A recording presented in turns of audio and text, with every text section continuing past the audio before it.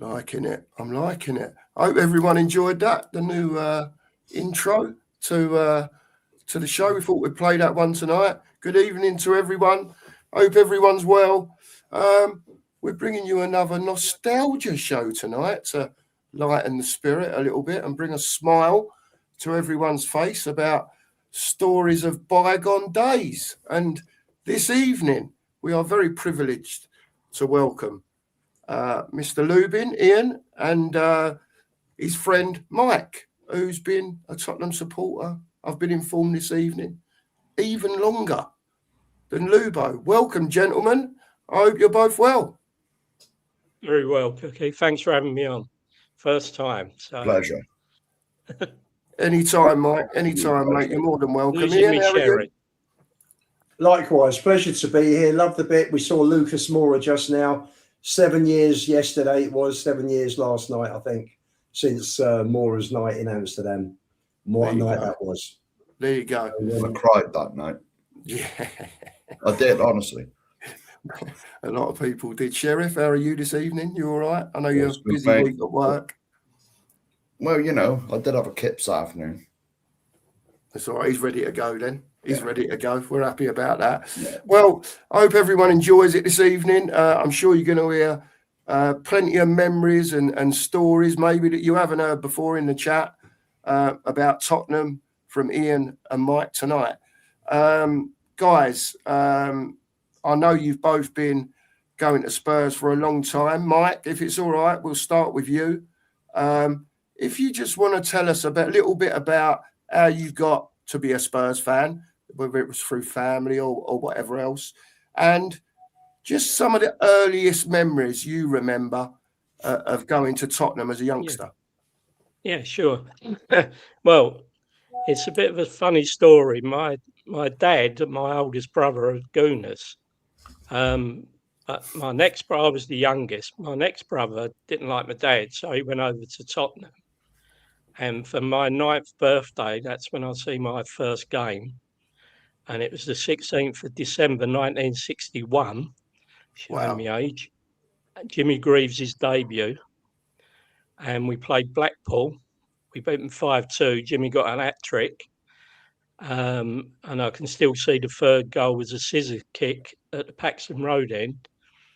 And Stanley Matthews was playing for Blackpool. Obviously coming to the end of his career.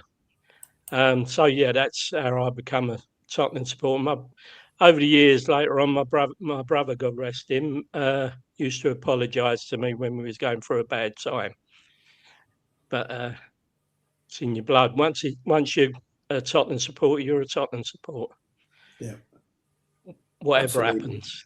Yeah. Yeah, absolutely. So that's how I started. As I'm older than you three, even Lubo, he's not the oldest tonight.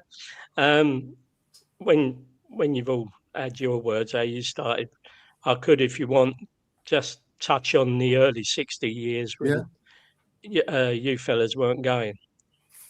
Okay? Yeah. Thanks. Definitely. Nice one. Absolutely. Ian, same question to you, really. Just early memories and how you became a Tottenham fan. Well, my dad's from Stamford Hill, so he could have gone left. He could have gone one way up the Seven Sisters to Highbury, or down the road through Bruce Grove to Tottenham. And for me, never mind what's gone on in the last 60 years that I've been following Spurs, I still feel that the right club wouldn't have it any other way. And my dad took me. He worked in menswear and retail, so he couldn't take me on Saturdays. So the first chance he had when I was old enough and bang into the football was I was 7. And he took me to a Good Friday match in '65. We beat Blackburn 5-2. Gilzine got 3, Greaves got 2. And I can still picture in my head now walking up that it was a rickety old East Stand, and we were in Block H, which was the block overlooking the Park Lane. And as we walked up the stairs, I could see the ground first of all through the mesh, And then I can still picture getting up to the very top, and I can still picture that first view of White Hart Lane. And that was it. Done and dusted. Go on, you Spurs. And it was a brilliant game. And I walked out. You score 5 goals. You've seen a hat trick. Fabulous game. Probably about 57, 60,000, I think, that day. And still got the programme upstairs with all the others that I've been collecting ever since. And just the first of many, many fantastic nights over the next, literally the next 35 years before Enoch took over, I think, were just superb. Just superb.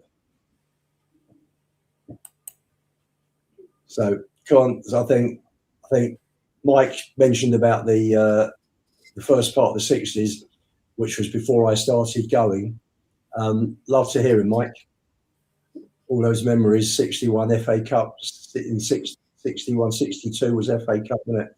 63 was Cup. And you obviously from White, who was the business. There you go. Yeah. Can you remember anything about those times, Mike? Like what Ian was just talking about, Well, the cup yeah, wins as I and say, stuff like that. I didn't go during the double year because I was 7 when that season started. There was a problem with Jimmy Greaves' transfer, and he didn't start playing for us until the December, as I said when I went, because there was a fella in charge of the FA called Hardacre. Alan And Harding. I don't know what the problem was, but he was blocking Greaves' transfer back from Italy, so he didn't debut until December.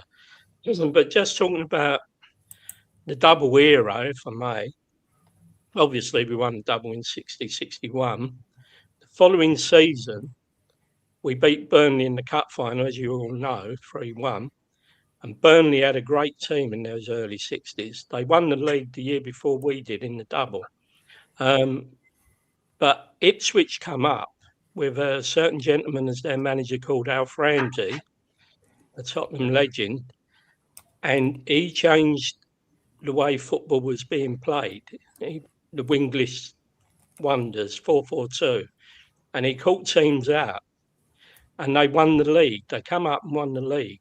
That season, though, and this is what a lot of people won't know, we could have got the double again if we'd beaten Ipswich once out of the 2 games. We would have had the double-double. Yeah, and also that season, we got through to the semi-final of the European Cup when it was the champions. Only one team got through.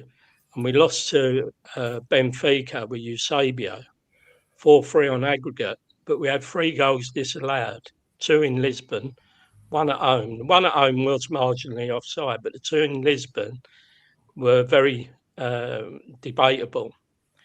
And even then, Mackay, who was my favourite player, hit the bar in the last minute from about 30 yards and the ball came out to the edge of the area. But Benfica went on to win the final against the great Real Madrid team of Puskas and Di Stefano. Eusebio was a fantastic player. And then 63, obviously, was in Europe again and become the first British team, as you all know, to win a European trophy, British team. Yeah. And Mackay never played because he had his leg shattered by Neil Cantwell in the quarterfinals of that trophy. And Tony Markey took his place, 5-1 in Rotterdam. And that's when that team had unbelievable bad luck in some respects. Mackay broke his leg, which was career-ending in those days, but not for Dave. And then on his comeback, building himself up to come back, he broke his leg again against Shrewsbury in a reserve game at White Hart Lane. I was there, and you could hear the crack round the ground. Ooh. There was probably about 6,000 to 8,000 used to go to the reserve games in those days. And also that season, we lost the great John White, tragically. Yeah. Danny Blanchflower retired because a lot of people won't know, when we won the double, he was 34. And so he retired when he was 38. A few months later, 65, Maurice Norman broke his leg against Hungary in a friendly. Yeah. And so we lost 4 players there: White, Blanchflower, Norman and Mackay for 2 seasons. And other players was ageing. And between 63, when we played Chelsea in 67, 4 years later, the whole not one of that team that beat Chelsea played in the 63 final. Because Mackay, although he played against Chelsea, he didn't play in the 63. Cliff Jones was the one substitute. So Bill Nicholson had to create a whole new team in a very short space of time. And what a team. That team should have won. Jimmy Greaves always said we should have won a lot more. The year we beat Chelsea in the cup final, we finished joint second. Manchester United won the league. And we finished joint second with Notts Forest. And we were unbeaten from Christmas to the end of the season in 67. But the team in 67, Jennings, Kinnear, Knowles, Muller, England, Bill, Robertson, Jimmy Robertson, sorry, well done, Lubo. Jimmy Robertson. Yeah, Frank Saul 11, Venables was Frank 10. Saul was 11 instead of, because I think Jones was coming back from an injury. That's why he was on the bench. Frank Saul played. Jimmy Greaves and Terry Venables and Gilzine. So in a short space of time, Nicholson rebuilt the earlier teams to be that team. And they should have won more. But the double side had such bad luck in sort of 10, 12 months. The heart of the team was ripped out of it. John White was tragic, obviously, 26. So, that brings you up to 67, the first All-London Cup final. Yeah, I was going to say, my When dad's always told me Pat Jennings come out and caught the ball with one hand off of the head of Tony Atley, who was brilliant in the end. Atley was going. Great team. My dad's always told me. My dad's always told me what a player White was. John White. Yeah, the ghost of White Lane. Funny thing, Sheriff, was they didn't originally go in for him. Nicholson tried to buy Johnny Haynes, and he wouldn't leave Fulham. This was in the era he was the first £100 a week player, Johnny Haynes. So players stayed with their own teams in those days, virtually, because the wages was virtually the same. Tom Finney at Preston. And when he didn't get Johnny Haynes, he went up to Scotland. Because I'm not sure. I think Dave Mackay recommended John White, who was playing for Falkirk at the time. But a great autobiography, if you haven't read it, for you, is Dave Mackay's autobiography. I have read it. You have read it, yeah. I probably need to read it again. But last time Hearts won the league, Dave was. I've got a Scottish friend actually who's a Hearts season ticket holder, and Tottenham's his English team because of Dave Mackay. He's revered up in Edinburgh. Yeah, fantastic, brilliant, Mike. That's great stuff. Yeah, and I'll come back over to Lubo now because Mike sort of took us up just past the mid-60s. And Ian, you had your first game in 65, like you said. I'm just looking at the team for that first game that I saw. Yeah. And there was, apart from Jimmy Greaves, who was in the 62 team, there was nobody there from the double team at all. Greaves was the only one. And the team was Pat Jennings in goal. Cyril Knowles played right back that day. Ron Henry on the left. Laurie Brown, Eddie Clayton with centre backs. You had Mullery at 4. You had the wingers were Saul and Weller. Keith Weller played that day. You had Roy Lowe in there, and Greaves and Gilzine, and that was a team.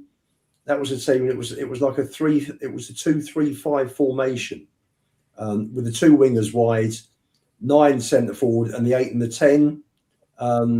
Which were Lowe and Gilzine just slightly withdrawn. and it was and it just sort of went from there. And I think the next game I went to after that was, I think my dad took me. September was a good. September's when my birthday is. I remember he took me in '67 to the first round of the Cup Winners' Cup. That was my second game, which was Hadjat Split, and we won 2-0 in the away leg, and then we won 4-3 in the second leg. It was, again, you know, I've been first two games we've won 5-2 and 4-3. It's like, you know, how long is this going to go on for?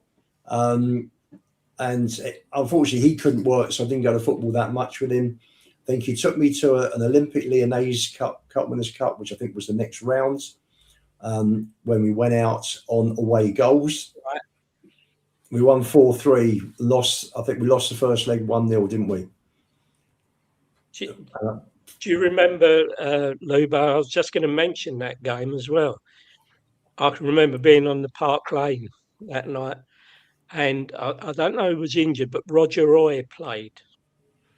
He came in from the reserves, and he had a stinker, and we just couldn't believe we'd lost to Olympic Lyonnais that were, you know, unheard of in Europe at the time. It was a dreadful night, that one. Yeah, but you know, it's funny, that '67 team.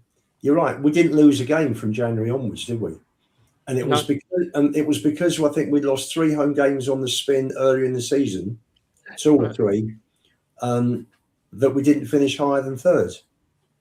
That was goal average. We was level with Forest, who we beat in the Cup semi-final that year, convincingly. And Manchester United won the league. They went on to win the European Cup the next year, Georgie Best, at Wembley. Yeah, that's right. And it was those were the days, you know, when, I mean, Greaves came for £1 short of 100,000. I think that was probably the record at the time. It was. It was, you know, and we go and buy. I think we spent 35 on Mullery, which was a lot of money. Spurs were in it to win it in those days. We never really had, you know, the double team was great. You're right. 62, we missed the league by 1 match. The double 63 was the Cup Winners' Cup. And you're right. As the years between 61 and 65, that whole double team just disintegrated, didn't it? Yeah. For different reasons, which was a real shame. You know, Maurice Norman broke his leg against an England select 11. I think it was ridiculous. Hungary, I think it was. For an England select. They were warming up for the World Cup the following year. Yeah. It's a shame because he may well have been in that team instead of Jackie Charlton next to Bobby Moore. Oh, he was in the England team at the time, prior to breaking his leg. Yeah. Yeah, and it was fun watching Greavesy bang goals in. Unfortunately, I was 11 when I first started going regularly to home games in early '69. And it was fun. It was great. I caught the last year or two regularly of Greavesy before he went in that swap. He went on that swap with Martin Peters. And it was Greaves. Greaves was gutted. Didn't want to go. And I remember, it's funny that you think back to early memories. I remember standing on the first tier of the floodlight pylon between the Park Lane and the Shelf for Man United in '69, and we drew 2-2, and that was my first live glimpse of Best Law and Charlton. I think there were 55,000 plus in the ground, and there was just no room to stand. So literally, a few of us climbed up. There were people one tier up as well. They managed to climb up another, and it was brilliant. And those are the good old days. And you know, you got your half-time scores. You had A, B, C, D, E, F. Yeah, I remember that. They put the score 0-0. You had a program to see what match was on the back of the program was the. That's right, and it was just brilliant. You know, that whole thing, and McNamara's bands as the players ran out, which they brought back in 5-10 years ago, I think. Which they do for half time, and they were great days. They were just superb days. You know, you'd queue up for a cup ticket, and you'd have to be there like 5 a.m, and the queue went all the way around and up the road. Yeah, And it was, nothing like today where it's all digital and it's loyalty points and it's your period First now come, first served. to get your ticket and all of that stuff. And it was great. Queuing up in the boys' entrance, Lubo, in under the shelf in Worcester Avenue. Yeah. 3 o'clock kickoff. If you was playing Manchester United or Arsenal, you had to be over there about 11:30, and you'd be squashed And just to get in the 2 and 6. Yeah, that's right. Cookie and Sherry, I don't know how much 2 and 6 is. What was 2 and 6? Because all that money was just before me. All that I only ever remember, pennies and 12.5 pence to get in. That's all. And the programme was Fruppant's old money, which is now just over 1 pence. Wow. 12.5 pence to get in. No, the programme, 12.5 pence to get in the boys' entrance, wasn't it? Yeah. I can remember 50p. Yeah. Going and watching reserve games when the football combination was on, when I was younger, and Spurs were the first team would be away, and the reserves would be at Spurs, and you get in for 50p. I remember that, but that was probably. But you used to get decent crowds for the reserve games. Yeah. When Mackay broke his leg, I was at that one. I think there was 8,000 there. Jesus. Because I used to play them at White Hart Lane. Yeah, that's right. It didn't matter. The pitch was already a mud heap. So yeah, it was all sand back them days, wasn't it? Especially in the winter, sand and mud. It looked like an allotment. And now they're playing on billiard tables and can't pass the ball 5 yards. There you go, Mike. Yeah. I know. You look back and it's funny. There are certain goals that keep getting rerun on video. And I remember one of them was Greaves' goal in the 5-1 win against United.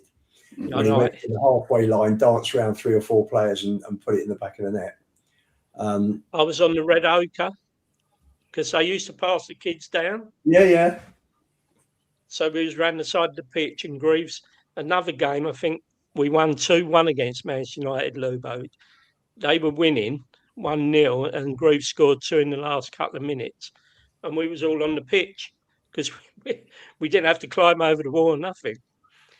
And but Greaves' greatest goal that I ever saw wasn't televised. We played Leicester. I don't know if you was there, Lubo. We beat them 3-2, but Tottenham was crap that day. But there was one man that carried us through, and he got the hat-trick. And he beat the whole Leicester defence. They were all on the floor. And he took it round a young Shilton and just passed it into the... And in the News of the World the next day, he had them all on... It had the photo of them all on the floor, 4 of them in the line, with a bubble saying, who said he's finished?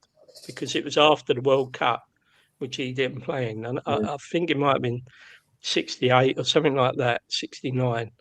And we won 3-2, but he just beat a lot. He never blasted the ball in, Greaves, very rarely. He just used to pass it in. Yeah, just passed it in. He was probably the closest. If you talk about Messi and compare Messi, Greaves was probably the closest. Very similar. Very similar. The way he played, the way he just glided, little drop of the shoulder, went round. Except the pitches he played on and the defenders kicking him all over the pitch. Oh. He said about Ron Harris of Chelsea, Chopper Harris. He said once, Greaves, I never scored against Chelsea because I never went in their half with Harris up the upper. It was horrendous, wasn't it? Some of the tackling, and I always remember the picture of Greavesy picking Mackay up, Mackay picking Bremner up rather like this. Bremner up, yeah. Do you remember? Pick Bremner up. I've got that in my bedroom. That's right, because Bremner tried to break his leg, and I remember going in '68, I think it was. Again, it was a Good Friday or an Easter Monday. It was Easter time. And Leeds have been unbeaten for about 25 games, and we done them 2-1. And I think Mackay kicked Bremner all over the pitch. It was like you know what? worldwide. You know what the other problem Good lad. was? For some reason, Mackay never got many caps for Scotland because in that era they didn't used to pick the players that played in England that much. I think he's only got something like 13 caps for Scotland. Really? Wow. But Bremner got picked for Scotland at the time, and that was another reason why Mackay didn't like him, because I'm better than you, you know. The thing is, back in them days, that's when, in my opinion, football was football. It was a men's game. It was a men's game. I'm sure we'll come on to it, but the bits I remember, some of the stuff that players like Hoddle went out to put up with was terrible. Yeah. Terrible. And even in that era, the pitches were still crap. Oh, yeah. In the early 80s. Yeah, it was still like an allotment. Yeah, they were. Have any of you guys read Jimmy Greaves' book? Yeah. I have got it, and I've browsed through it, Ian, and then forgot about it. Go on, mate. What are you going to say? I won't spoil it. There were so many highlights in there. Just really, really interesting. I mean, he was going to join Spurs, and then there was a problem, and he ended up going to Chelsea instead. I think Spurs assistant manager at the time, it might have been, I'm just trying, was it Eddie? No, Bailey was Nicholson's, he was his assistant. But I think it might, whoever was Jimmy Anderson the manager, mid-50s, I think? And I think, in between Lowe and Nicholson, yeah. Yeah. Rowan, Arthur Rowan, Bill Nicholson was Jimmy Adams. Yeah, and he was ill. And he never got around to getting around to Greaves because he was ill. And Chelsea nipped in, and we ended up getting Greaves via AC Milan. It's a shame. Greaves could have been with us from 1955, which was a real shame. A real shame. It would have been actually. It was, you look at the Munich air disaster. It would have been absolutely brilliant seeing Spurs United going at each other. Late 50s, early 60s, with our double team and United's team would have been terrific. Yeah, because they had a hell of a side, didn't they? From what I'm told. But it was Charlton wasn't in the team, Lubo. No, I know he was only young, but he wasn't. I've only seen. I mean, I never saw them play. I've seen clips of Duncan Edwards. Yeah, it meant to be phenomenal. He was a freak. I mean, he was just a man in a book. He had a man's body when he was a boy. Yeah. And he could play anywhere. The one player I would have loved to have seen, I've hardly seen any highlights of him, was John White. Yeah. So I'm sure you saw him quite a bit for what, 3 years, 4 years, 3 years? Well, I didn't see much. I mean, I've seen him a few times because I started going, as I say, in end of 61. Unfortunately, he died in 64. So I only seen because in those days, I was still at primary school, so it was a matter of saving your pennies up and going as often as you could. But John White was just. It was a bit of a shame later that Spurs fans never took to Terry Venables as a player, because they was comparing him to John White and Danny Blanchflower. Yeah. And Venables was a good player, but he played in a young Chelsea team when he used to play the ball into space for his other young colleagues to run onto. Well, he'd do that when he come to Tottenham. He was doing that to Greaves, and Greaves would look at him and say, "I'm standing here. Don't pass it.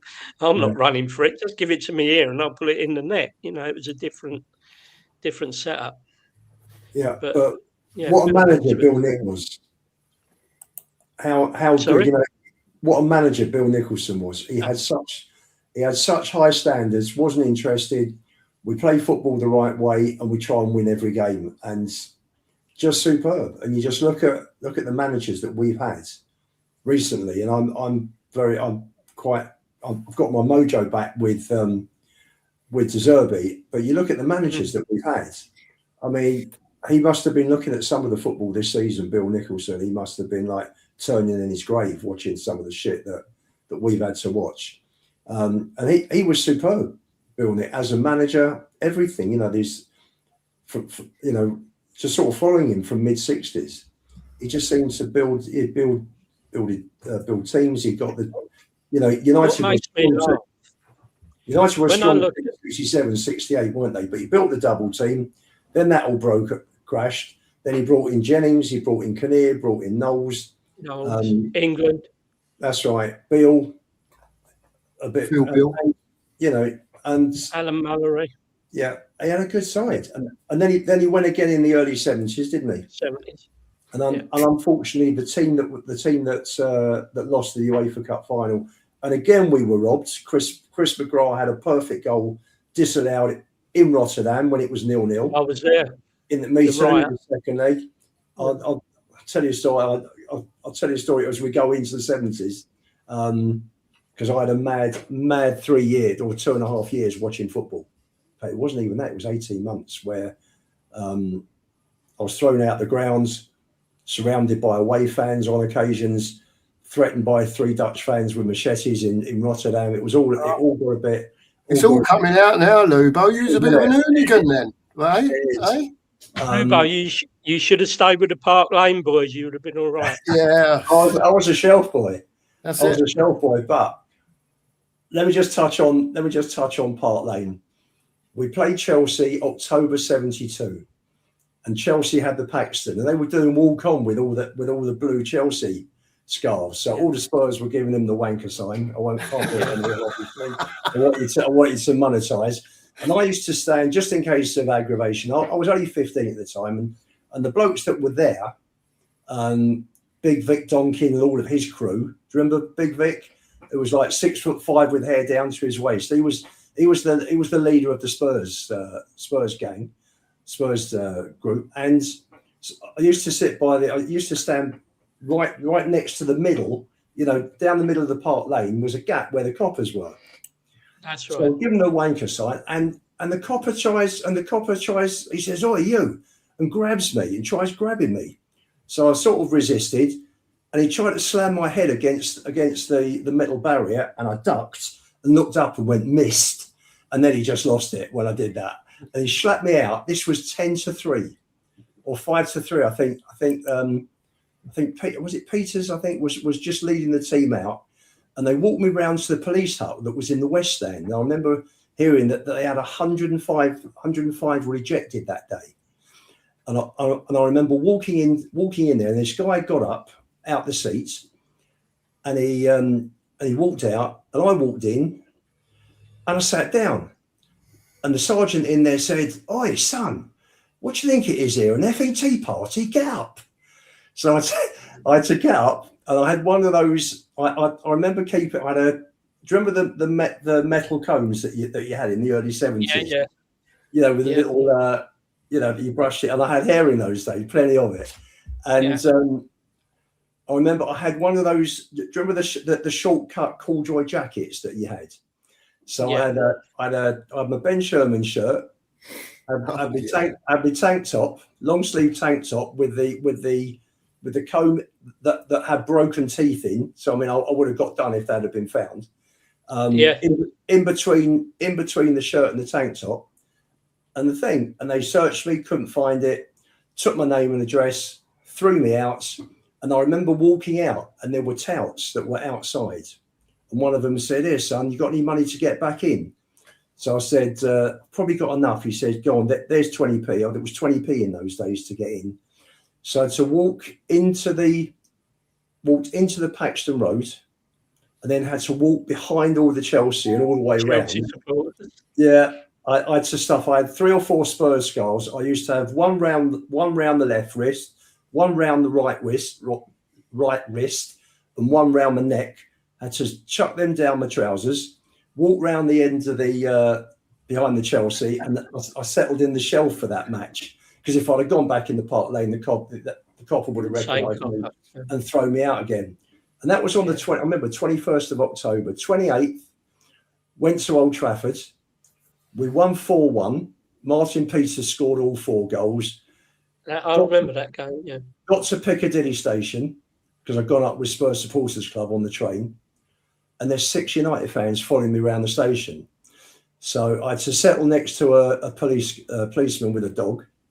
Following week, 2 of us went up to Birmingham and were surrounded by 6 Birmingham fans at New Street Station, and the police came running across. 2 weeks after that, 5 of us walked in the wrong end at Leicester, and there were like 15 or 20, and sort of talked our way out of that one. And it all got a bit mad. And I remember the worst thing was got to Feyenoord in 74. And I was 16 at the time. And I remember going up to the top. We were on the top tier for that UEFA Cup.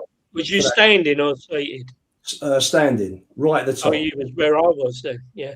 Right at the top. Yeah. And it was, what was it, a quarter to the night? Was it like, it was like a quarter, like a half past 7, no, it was about 8:30 kickoff, wasn't it? It was late kickoff. And Spurs fans got in there 2 or 3 hours beforehand. And do you remember we were 90 feet up, and they were lobbing plastic beer bottles over the top, and they were landing on the ground. And there weren't many Dutch fans there at the time, and they were landing on the ground, and they were just exploding.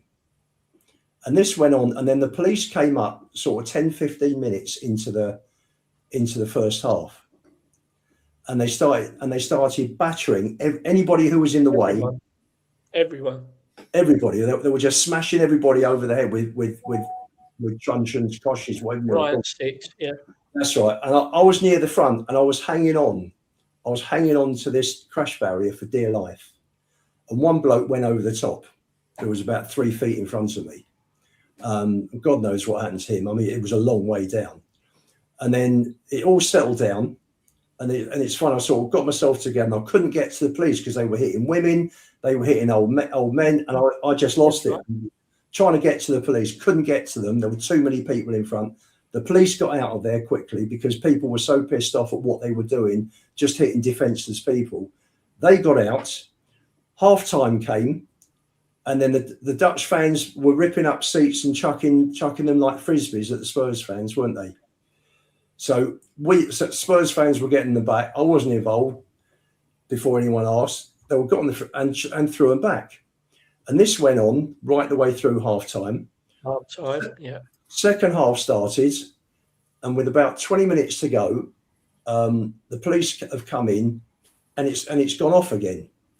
So I got out, and there were sort of zigzag stairs all the way down to the bottom. I'm halfway down, and there was a disused staircase that had been fenced off. And there were 3 Dutch fans that had cut through the fence that were stood in front of me at the bottom of the staircase with like long machetes. There were 3 of them with machetes. And my short life just flashed in front of me. And there was a kid next to me, and we looked at each other and thought, I think I'd rather face a bat and wielding copper. And thank God we made it back up the stairs. And they didn't come after us, and we waited. We sort of jumped in with the Dutch fans and watched the last 20 minutes. I think by then, or the last 15 minutes, by then I think we were 2-0 down, and our coach wasn't leaving till after the match. So we sort of got out with about 10 minutes to go, and I remember sitting on the coach, watching all the fans streaming out from the grounds, because I went across with Spurs Supporters Club. Just thinking, Jesus, I'm lucky to be here. It was just a mad night. My memories are similar to yours, though, Lubo. So we were standing on that top tier. Yeah. As you say, about, I don't know, 80, 90 feet up. And the 2 enclosures next to us were seats with Feyenoord supporters. Tottenham supporters that was in seats weren't put next to us. Yeah. And they were throwing seats and spitting and that. So Tottenham retaliated. All through the second half, there was no police stopping it. And after that first half incident with the police, apparently they phoned up all the police that they could to come to the ground. And as you said, they come in halfway through the second half in a line, and I can remember how old was I? 19. A bloke in front of me who had our haircut now, getting smashed. He wasn't anything to do. And the only way I got past the police was a girl was going hysterical. And I I got hold of her and said, "Come on." And as I got to the police, I said, "I'm with her." So they just hit me in the back of the head. I didn't get I lost my Union Jack that night. And I think that was the end of Nicholson. He retired the following year, didn't he? Following season, we lost 4-0 to Middlesbrough in the League Cup at home, and that was his last game. And at Palace in the FA Cup. Do you remember when he dropped? Oh no, that was earlier. We lost to Palace in the FA Cup, and he dropped Greaves and Knowles, about 4 of them, the next game. But that was earlier. But yeah, and I swore then I'd never go abroad again because of the way the police were. I have been since then. I went to Madrid and Bilbao, obviously, and Milan. But it's let's say the police act differently to us abroad than our police do. Oh, totally. Totally. I mean, sort of just while we're on the European trips, my next trip after Feyenoord, I didn't go. I didn't travel through Europe in the 80s. I went to Porto in 91 for a Cup game. We won the first leg at home 3-1. We drew 0-0, and they pushed everybody onto the back behind the seats onto the corridor. They pushed everybody. I remember walking out away from the ground and turning left. And they pushed everybody through one door. They turned the lights out. It was mad, absolutely mad. The way we were treated away from home. And then fast forward 16 years, I remember being in Seville when we first got into the UEFA Cup. And I remember that the night before, the Roma fans had gone berserk with the United fans in the grounds. And that seems to be the in thing that week, because we were sat down, and all of a sudden the Spanish fans just went mad. And we were sort of in a central block, not quite top tier, because the Seville ground then was in layers. And I think we were sort of one layer down from the top. And we were the only block that stayed seated. And we were fortunate because we were the only block, because we were seated, that the police didn't attack. They smashed and knocked over a Spurs fan in a wheelchair that day, who was by the entrance. It was horrendous. And I mean, thankfully, I've not been involved. I've managed to steer clear. I had tickets, Palomine, for Barcelona the year we got through to Madrid. Barcelona, the Spurs fans got hit by the police again. Palomine knows an agent in Madrid, so we actually bought Barcelona season tickets, my son and I. And we were sat on the other side with really great seats, and sort of forgot ourselves when Mora scored. Thankfully it was all cool over there. And we just got a few dirty looks. But the fans got whacked around by the police again in Spain. Bilbao was much better. It was a nice cut. It was a calmer atmosphere. Bilbao was brilliant. That wasn't it. People in Bilbao loved us. They wanted us to win. They didn't like United for some reason. Yeah, I think the whole thing about, when you're away from home, you've just got to be sensible. You've got to keep your mouth shut. I remember at Ibrox last season. We were walking. We met some old Glasgow friends of mine, and we went for a bite to eat beforehand. Johnny was with me as well, Johnny Hammy, and I remember walking around the grounds. You got those young fans. What they call? There's like 100 of them that wear white over their heads. And, and we had to walk past them, and it was we were with Rangers fans. Didn't feel any threat, but you've just got to be sensible, and you just got to keep your mouth shut. And yes, I do remember we swapped Jimmy Robertson for Dave Jenkins. Robertson, Mike England, I was told, walked into Bill Nick's office and said, "Robertson's messing about with my wife. Either he goes or I go." And Robertson went, England stayed, and we got Jenkins in return. Yes. So there we go. That was the first piece of ITK news I ever heard in my life. Going back to the late 60s, early 70s, if you went to away games up north, whether you was an hooligan or not, you had to go with a mob. Because if you walked along on your own, you was in trouble, no matter where you went. Well, that's right. I remember walking back Ellen Road, walking back from where the away game. Yeah. In 76, I remember Willie Young's first game. And I'm walking down the road to where there was a coach park. If you're facing the away end at Ellen Road, there was a coach park about 100 yards further down. Again, I was with Spurs Supporters Club, went up on the coach. And I remember being surrounded by 6 Leeds fans. And I'd just been up to Glasgow for a long weekend. And I put on this horrendous Glaswegian accent, and I don't know how, but I got away with it. Otherwise, I'd have probably got a pay slip. And on the way out, a couple of bricks went through the windows of the coach. And it was a 0-0. I think it was 0-0 or 1-0. We didn't even beat them, and there were bricks going through the coach windows, and it was a mad time. The 70s was crazy. It was absolutely. I went. First time I went to Leeds was. First game of the season, 69-70. We lost 3-1. Then I went to Leeds, I think it was 72 in the Cup. We was winning 1-0. And Lorimer hit a screamer just on half time, and we lost 2-1. Back to Leeds Station, which was about 4 miles, would you say, Lubo? It was like Agincourt, both ways, because there was bomb sites everywhere in Leeds. So the armoury was there. It was, and the police then. It took them years to get control of crowd trouble. That game was my very first away game. Let's get back on out of London. What's that, mate? That was my first game out of London. Leeds away, FA Cup 6th round. I think it was March 18th, 1972.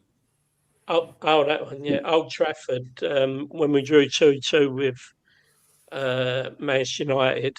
And Chivers, I think it was his 3rd game, scored 2 goals. Yeah. Big Chiv. Beautiful. What about you two fellas? What about some memories?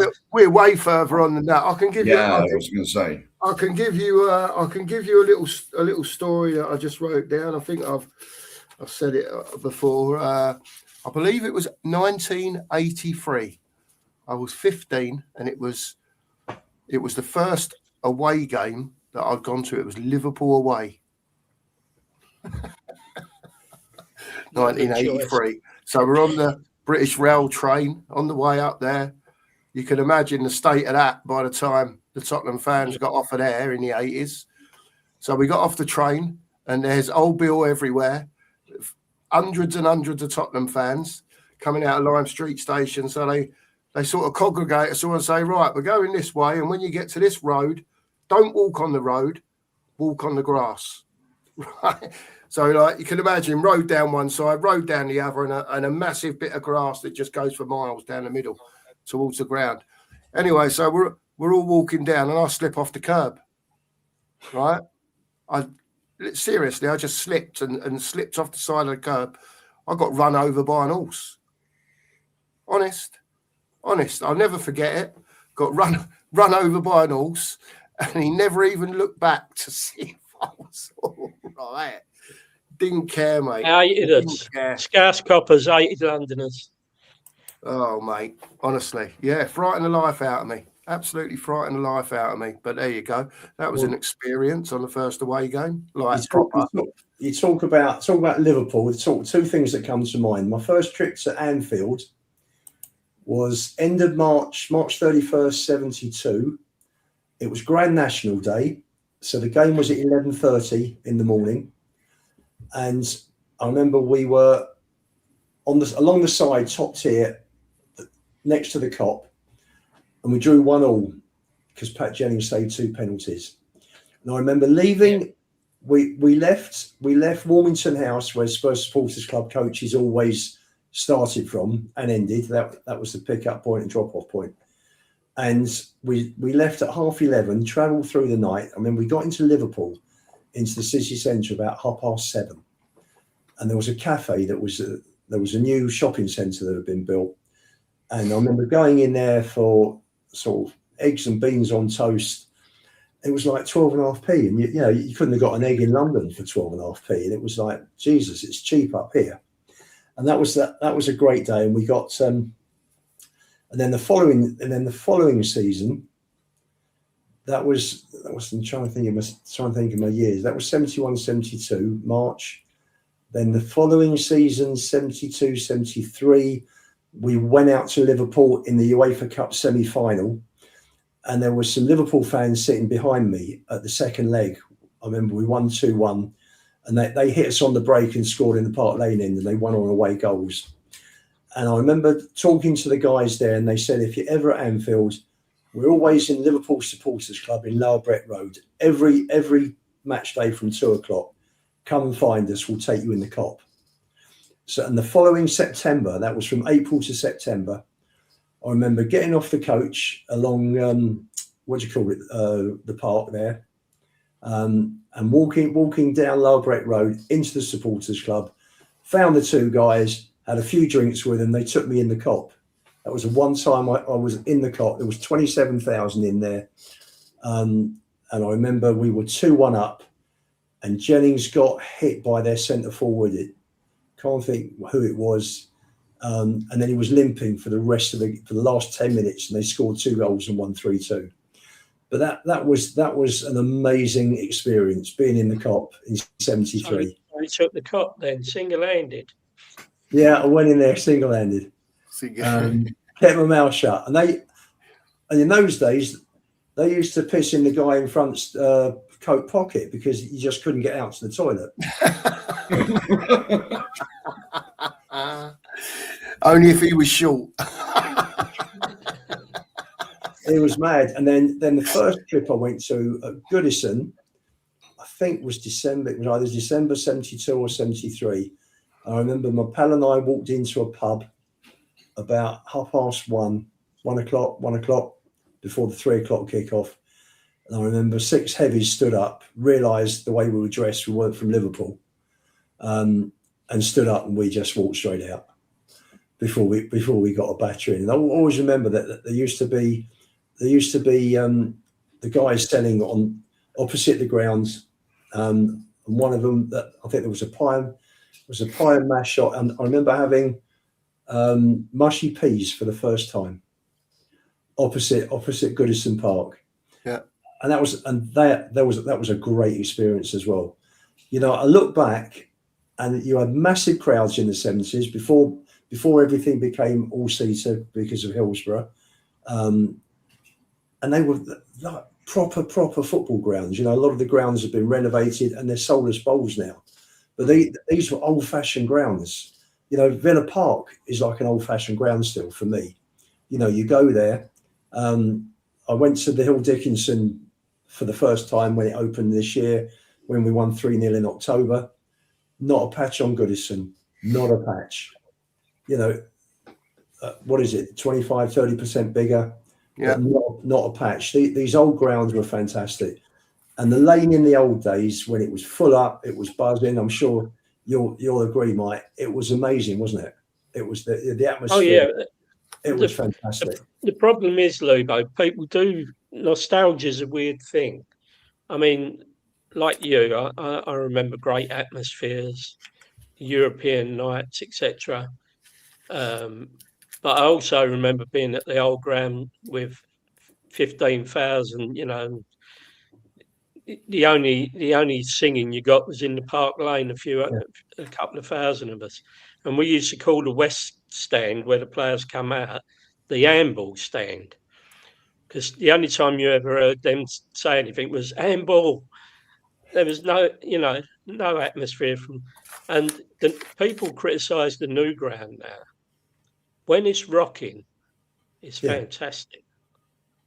Manchester City in the Champions League, Arsenal the other year when we beat them 3-0. Yeah. Odo Glint. You know, when that ground's going, the new ground, it is fantastic. And the old ground was fantastic. And there was also times when the atmosphere was, you know, really poor. obviously, the UEFA Cup final against Wolves. Did you go to that one, Lubo? Yeah, 72. I went to the first leg. Chivers scored those. Fantastic. That goal from 30 yards. Chivers shot from 30 yards. I mean, well, I used to work on the post office at the time, and me and my mate, we drove up because we finished early, 12 o'clock. So we drove up to Wolverhampton, and we was there about, I can't remember, 2 or 3 o'clock. And we said, let's wait for the first football special. And as you come out of the train station at Wolves, it was probably called the Station Road, and it led down to the main high street. So about 1,000 Tottenham get off the train, first train load up there. And all the pub doors opened, and we thought, hello, here we go. It was all Tottenham. All the pubs was, because you had a lot of Midlands, Worcester Spurs and all that at the time. They was already up there. But the game when Mullery scored the winning goal, the atmosphere that night was, and when Tony Park saved his penalty, the other two was probably at that one. 80, what year was 84. that? 84? 84? Yeah, 84. I know someone who was stood on the shelf that day. That night. I was there that night. I was there in 84. Oh, yeah. He was on the shelf. Best night of my life. Yeah, so was I. Best night of my life. Tony Park's acne boy like me. Yeah. What a save, eh? What a save to win the UEFA Cup. That was unbelievable, that. Yeah, and we had a few players out as well that night, didn't we? Yeah, Clements wasn't playing, Yeah. There you go. There you go. Do you, coming on to your time, do you remember when... I think Hoddle was missing that night, I think. Ozzy was missing. Ozzy was missing. Steve Perryman was missing. Yeah, Perryman was out. Perryman was suspended. Yeah. Yeah. And we were Roberts was captain. That's right. And we were driving forward non-stop. And in the end, I think Roberts scored in the 84th minute. Yeah, something like that. It was late. Ozzy was playing because Ozzy hit the bar. Oh, in the same move. Ozzy hit the bar, should have scored. Yeah. Bounced out, come back, and in went Roberts and bundled it over the line. That's right. Yeah. It's funny actually. You go back over days. We're sort of jumping around, aren't we, from eras a little bit? Yeah. I remember 71 over 3 months was like most fantastic thing in my life and the worst thing in my life at the time. And it was 71 was the League Cup final, my first trip to Wembley to see a trophy. And then I remember 3 months later, I handed in a note. My parents never found out. I handed in a note to the school saying that I was going to the doctor, and I was down at Spurs at 2:45 in the queue for the Park Lane end for the Spurs Arsenal match when Arsenal won 1-0 and won the league that year. Yeah. And I remember there was one Arsenal fan. We hated each other with a passion that I went to school with. And I bumped into that bastard after that match, and he ran away. He fucking started shouting at me. And he just ran away before I could get it. That was a horrendous night. And I remember I didn't get in that night. I got in for the last 10 minutes, and there was. Remember the ball that Saul Knowles put in that went right the way across the line, and Gilsey missed it by about an inch, and that would have meant Leeds. I got in for the last 10 minutes. Kennedy scored. Yeah, that's right. I'm in the middle of all the Arsenal, and I walked back out again, so I didn't even see the 10 minutes. I was in the seats. I had front row tickets, front row seat in the Park Lane ends, and then 73, 72 at Wolves in the semi-final, 73 at Wembley in the League Cup final were my best moments as a young kid, because I started songs off in both games. And you feel when you start a song off and that everyone's singing that you started, you feel your cock in the north, don't you? When you're 15, 16. We won three cups in 3 years, didn't we? We did, didn't we? That was a good team. So when Arsenal won the double in 71, we won the League Cup against Villa, as you said. That's right. We also finished third that year. We was third. Yeah. Because Leeds was running away with it. And I think it was February, we went up to Leeds, and beat Leeds 2-1, and that was the start of them slipping it, and Arsenal overtook them. And Chelsea finished 5th that year and won the Cup Winners' Cup. So London swept the board. Yeah. And what was funny was Clough and Allison at the start of that season was talking about the soft south. Arsenal got the double. We won the League Cup, finished 3rd. Chelsea finished 5th and won the Cup Winners' Cup. So much for the soft south. There you go. Yeah. Soft south is here, mate. Leeds lost. Do you remember West Brom won at Ellen Road late on, didn't they? Do you remember when Arsenal won the league? And that's right. And Astle was miles off. It was like 10 yards offside. That's right. And that Leeds supporters run on the pitch. Yeah. That's right. Yeah. There you go. Big up, Paul Brown. Thanks, Paul. Appreciate it, mate. Big up to you. Big up to you, mate. Appreciate it. There you go. Thank you, for the nostalgia, as Paul says. Yeah. Wonderful stories so far. Brilliant. I'm going to say we're up to the mid-70s-ish. That's where I'm going to say we're up to. This is where we can join in now, mate. Well, ish. Yeah, come on, youngster. Listen, I'm enjoying just as much as this chat are, because I see the chat. Everyone's enjoying it. 90-odd people in here watching it tonight. So big up to everyone that's in the chat. We've got some questions, but I'm going to leave them till the end from the chat. And that was what I was going to say. If there's any more questions for Mike or for Lubo, and you want to get them in there, we're not ignoring you. They're being started. We'll get through as many as we can. Yeah. So we're not ignoring them. If we don't bring your comment up, we're not, unless you're talking to each other, we don't do them. Yeah. Any questions, we're not ignoring you. They're just being starred for the end. There you go. So, Mike, let's say we've got up to the mid-70s. Take us on from there, mate. Or even if you want to just come back a bit and talk about the no. I think what happened, my opinion, after the Feyenoord problems, and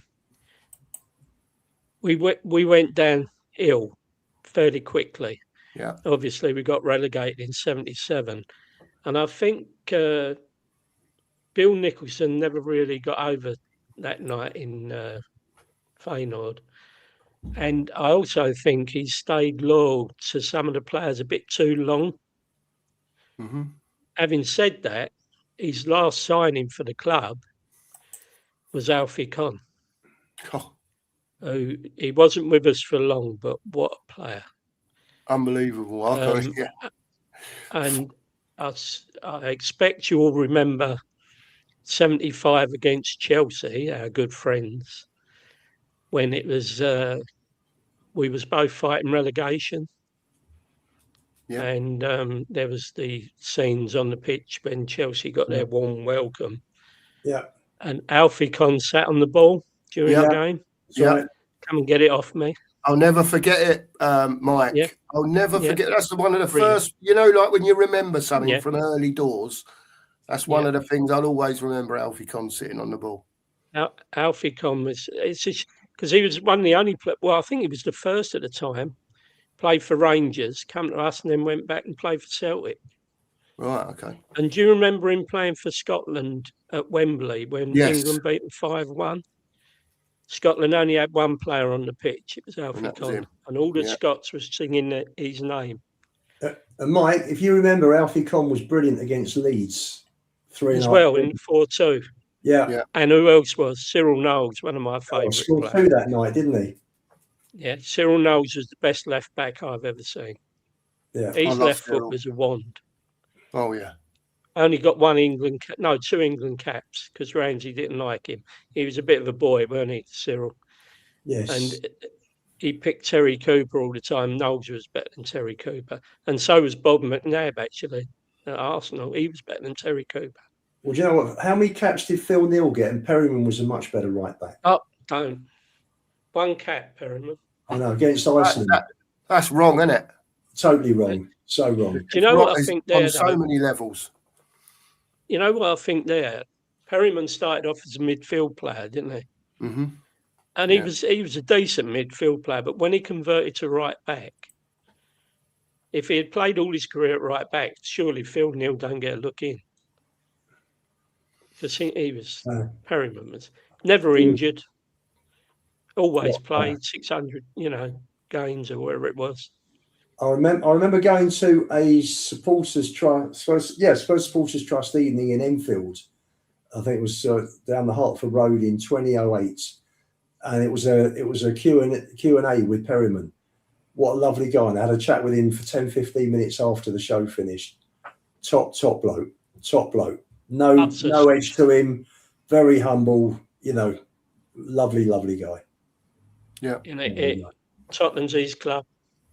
He bleeds blue and white, doesn't he? And he got treated like crap, didn't he, by the club? Didn't go back for years and years. Yeah. He's back now, but yeah. Yeah. Well, that's happened to a few. It even happened to Bill Nicholson. Yeah. He wasn't, and he only lived up the road. Never moved out of Tottenham, did he? No. But, yeah. So early mid-70s, obviously we went down, and I can't remember why. I think I was involved with an earlier woman, quite heavily involved, and I think that year they was down. I know loads of people that went. I didn't see very much of that season. They was in the second division, and as far as I know, every game had 10, 15, 20,000 Tottenham supporters away from home. Yeah, that's right. Brilliant. Mansfield and Bradford and all these places. But they nearly blew it, didn't they, Lubo? They did. So it's in the top three all year. We lost to Brighton. And then we needed a draw. Didn't we? We lost to Brighton in mid-April. Yeah. And that left us hanging on. And then I remember the last home game of the season was Hull. And I mean, it wouldn't have been allowed now, but Perryman scored in the 86th minute. And then I think there was a foul along the way, and he sort of smashed his way through and put the ball in the back of the net, and that gave us the 1-0 win. And we needed a point against Southampton. But so did they. So they just went through the motions, didn't they? 0-0. That's right. And we finished up. I remember Southampton hit the post on 20 minutes. And it was like, oh God, my heart's not gonna survive this. But it was the celebrations at the end were mental. I mean, it's funny, if people say to you, what do you remember most about that season? It wasn't the 9-0 against Bristol Rovers. It was the trip on Easter Saturday to Mansfield. And we were expected to wipe the floor with them. And Hoddle had a free kick in the 89th minute. We were 3-2 down. And he's bent this corner that went into the top corner, and the place just erupted. And without that free kick, we don't come up. We wouldn't have gone up. And we wouldn't have got Ozzy and Ricky. That's right. That's right. They got them into the next year. So as we move into the 80s, chaps. I'm remembering this. I just want to say one thing. For that's that year, that 78 year. We got Ozzy and Ricky in the July, was it? Just after the World Cup. Yeah, just after the World Cup. Yeah. And it was my 21st in the September. And a couple of friends from school, a couple of friends who were in the year above me, that funny enough, I was with for the 8-2 Derby defeat the year we went down. They walked into my 21st and they said, we brought a friend with us. Can he come in? I said, well, of course he can. Just bring him in. And they said, no. He wants you to personally ask him in. I opened the door. Alan Gilzean's standing there. Go on, Lubo. Yeah, with like God knows how many cans of beer. It was Gilly, come on in, mate. Brilliant. So Gilzean at my 21st was fantastic. Fantastic. I'll bet that was pretty brilliant for you, Ian, wasn't it? And the background to the story is that one of the two guys that came, his father, Jimmy Burton, Clive's dad, Jimmy, was in partnership with Dave Mackay. Do you remember Dave Mackay Ties that was in Seven Sisters Road? So because through his dad, he'd grown up with all the Spurs players. Yeah. So when he said to Gilly, we're going to a party tonight, Gilly said, can I come? And he said, yeah, of course you can. The bloke's a Spurs fan. He's a mad Spurs fan. I'm sure he'll be happy. And it's funny. I remember walking down. I was walking down Pretoria Road 2 or 3 months ago with Clive. I hadn't seen him for years, and we were sort of talking about that night and Derby and 8-2 and how it was in the 70s. But great times, great party. Went with a swing. Never forget. Gilly was at my 21st. Super. Brilliant. Fantastic. Absolutely fantastic. That is unbelievable, Ian. Honestly, it really is. What a great story. What a great tune that is.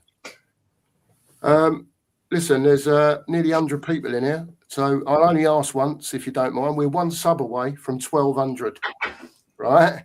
So if one of you can sub to the channel, just say 2 of you, just to make sure, we'll get over 1,200 tonight. And there's not any channel anywhere that gets these 2 together, by the way. He's telling me to stop. Hang on.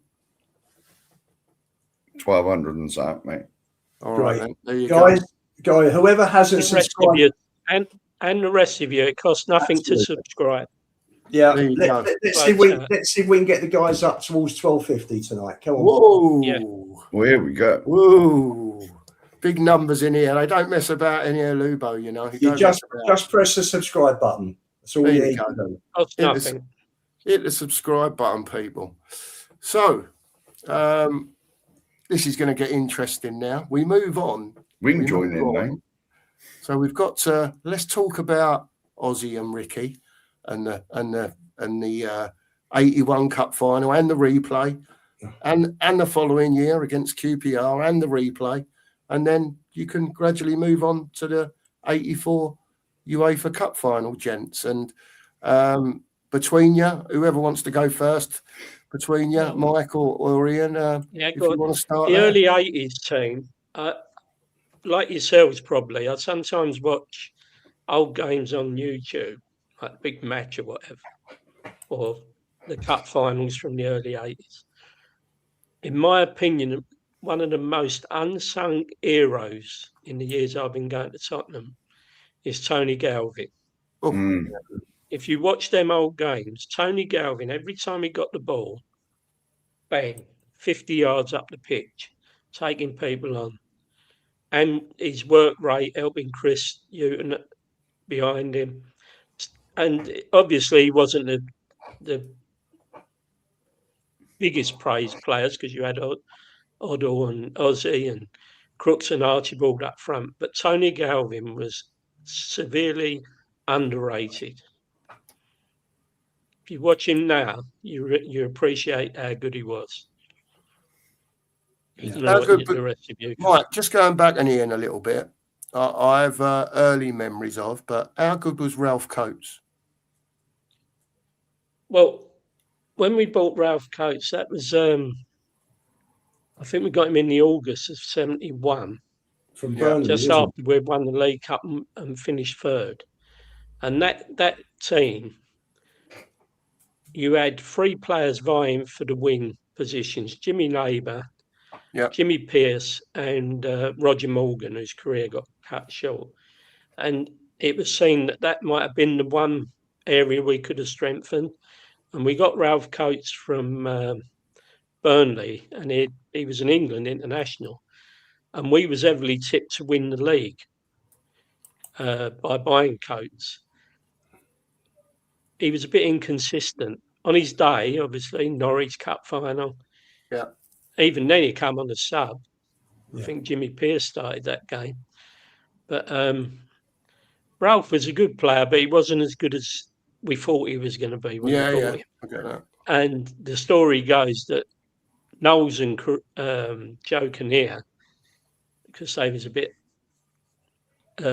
white boys with their clothes and that, down comes this bloke from Burnley with winkle pickers on, still from the 50s, and Ralph Coates got coated all the time, and what with his hair as well.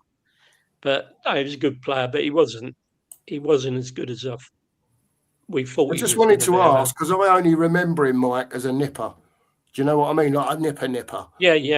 And I can just remember very vaguely now and again Ralph going down the wing and that air going over it, flowing out the back of his head. Do you know what I mean? Yeah, and Bobby Charlton. esque. Yeah, very similar. Well, very as I say, the goal when he scored that goal at Norwich, Lubo, he was probably there. As I say, he come off the bench and he scored from the edge of the box. We won 1-0. It wasn't a great game. Yeah. And he ran away and his hair's going. Yeah. Superb. After that was great. Yeah. Sorry to go back in time 10 years. No, that's fine. You carry on with your cup final stuff anyway. Go on. We're on to the 80s now, are we? Yeah, 80s now. We can join in now. Yeah. You're all, yeah. Well, after we bought Ozzy and Ricky, we then got the final icing on the cake. We bought them both at the same time in 80, was it, Lubo? 78.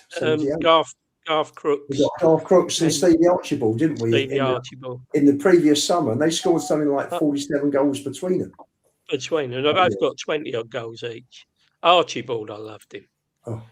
You wouldn't have liked him if he played for anyone else, but you like a player who's got a bit about him. He never let defenders rest.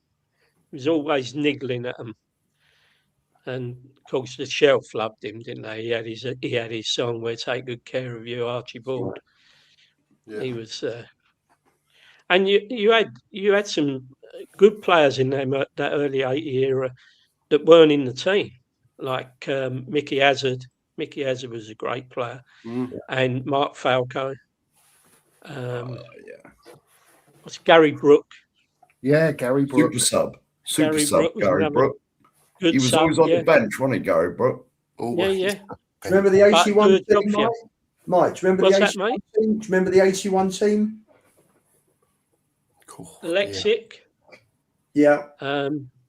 Perryman, Miller, Roberts, Houghton.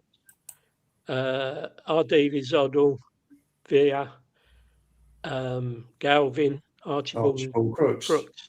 Good and team, sub was Gary Brook. He come on the Saturday for Ricky Villa. Villa had a stinker. And then on the Thursday, Ricky Villa scored the best goal we've ever saw. That was brilliant. But Mickey Hazard. Did you go to Arsenal in 82 when we won 3-1, when Tottenham took the ground over virtually? Mickey Hazard played that day and he scored a goal up the North Bank. You're talking about the Wolves? Hang on. You're not talking about... No. When we played Arsenal, the same season. And we beat Arsenal 3-1. And Mickey Hazard scored a goal up there. And again, Tottenham through and through. I must say, such a nice guy, Mike. His ex-wife is a good friend of mine's sister. She goes to every game, home and away. Yvonne, big call out to Yvonne. She's a brilliant supporter for Tottenham. Everywhere. Every game. Yeah. Just looking at the comment here. That Hillsborough could have happened in 81. We were sat along the side that day and we were watching fans climbing over the fence. That was mad. And none of the authorities took any notice. And it got worse and worse. And in the end, unfortunately, 97 people paid with their lives. I was in the Leppings Lane when we played Wolves. And as you went into the ground, you had a thoroughfare behind behind the terracing. But you had little gangways to go through. And we got there early. And if you remember, when you watch Hillsborough on the telly, Leppings Lane is on the left. And in the corner, and that is seating there used to be a raised part. So I said, we'll go up there. Thank God. And we was watching people getting... But the difference was that day they allowed Tottenham supporters around the side of the pitch. And they also took 300 or 400 up to the Wolves end. That was the big end at Hillsborough. Yeah. Wolves thought Tottenham had gone up there to have so it's kicked off up there. But if they hadn't released people out of the stand, what happened to Liverpool would have happened to us. Yeah. Because you can be the biggest bloke in the world, you can't hold a crowd back off. If you're getting squashed up against one of the crash barriers or the fencing, you can't There's nothing you can do. And you know what? I went to the one time I've been in the Leppings Lane ends was the first game of the season when Klinsmann scored in the 4-3 win. Yeah. And there were no fans on the lower tier. And it was very, very strange, really weird, walking towards the grounds. You know, it's like a big area as you come off the street. You got about 100 yards till you get to the turnstiles. And just thinking about what had happened, because I was at Wimbledon the day that Hillsborough happened, and I remember we were in the car driving back from Plough Lane, listening, and I remember just driving through King's Road on the way home going north, just listening to what was going on. It was just it was mind-boggling, because we'd had the Bradford fire in '85, we'd had Heysel in '85. But we'd never actually had anything like this with fans being crushed in an English grounds before. And it was just mad. It was just mad. I'm just saying King Hoddle, he nearly got crushed in '81. And they never learned, did they? They didn't learn. And it was crackers. I was looking down from that raised area, as I say, and I could see people I knew getting crushed up against the fence when we played Wolves. And the nearest I come to that was we played Chelsea at Stamford Bridge in '71. And we won 2-0 in the last minutes. Mullery and Jimmy Pearce scored. They had a good team then. I was good. Charlie Cook, etc. Eddie McCready. And there was 62,000 there. And we was in that rickety old stand at the shed, the north stand opposite the shed, rather. And a crash barrier went in front of us. And everyone just linked arms and you just went like you wasn't there. And there were some big blokes there. And that was the nearest. But luckily it was just one crash barrier and we stumbled down a few yards and then everyone sort of was okay. But you can't fight a crowd surge like that. There's nothing. No, you can't. Can I just sort of come back to Colin's comment, one before, Cookie? I went to Ibrox the year after the Ibrox disaster. Right, I went in year after, maybe 2 years after, in '73, and that staircase, I think it was staircase 13, I think, or whatever, was still cordoned off. It was still cordoned off, and I was with Rangers fans, and we were high up. And that was, I've got to tell you something, people pushing you, you go a long way down to get down to street level. And they hadn't really learnt. They hadn't learnt. So 2 years later, it was still a bit scary sort of walking out of that ground. Wasn't the Ibrox one, it was near the end of the game, Rangers was going out of the ground and Rangers scored, so they turned back. Yeah. And you had some going out, and that's what caused the problems. That was a massive tragedy as well. And I'm not sure, because it was in Scotland, people didn't really, and it was a one-off. The football world didn't really react to it, did they? No. It was, it was a one-off, and it was a crumbling staircase, and nobody seemed to do anything in terms of making things safer.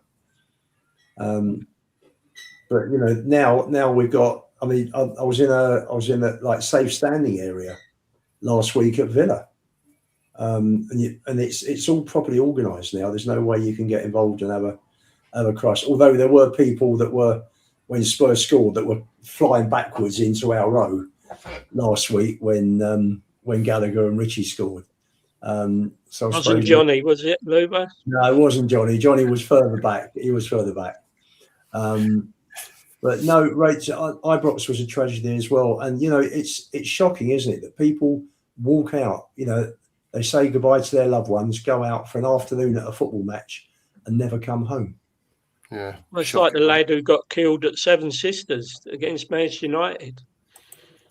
With, in the hooligan era, a Tottenham supporter and a Leeds supporter got killed outside the Park Lane stand. with trouble between the supporters.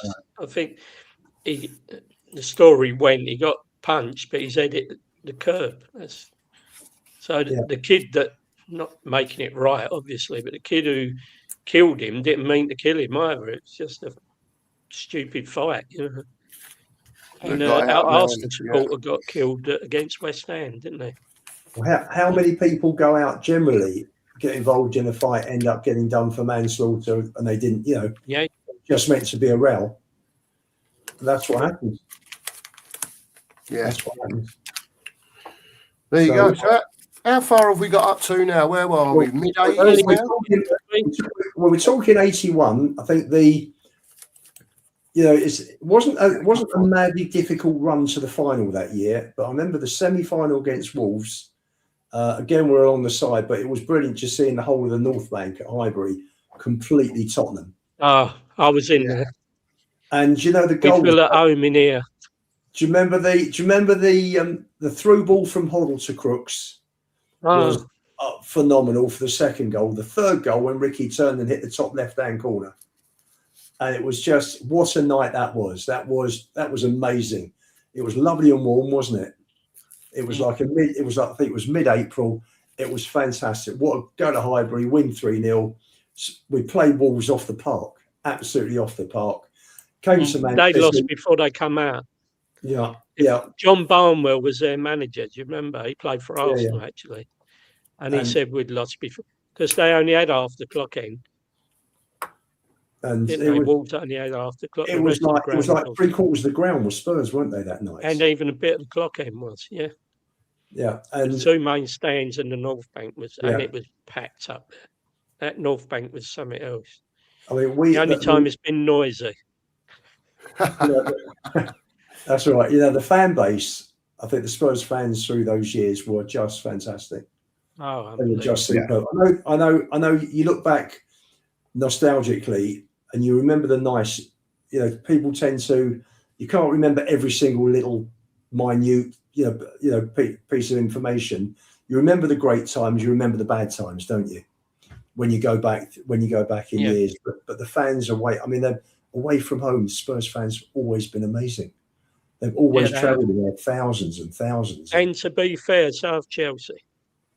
Chelsea have always had a big away support. I can remember in the run to the 81 final. See, I'd have only been 10. But we played Exeter in one of the rounds. 6 rounds, 2-0. Hull in the 5th. Was it QPR in the 3rd? QPR in the 3rd.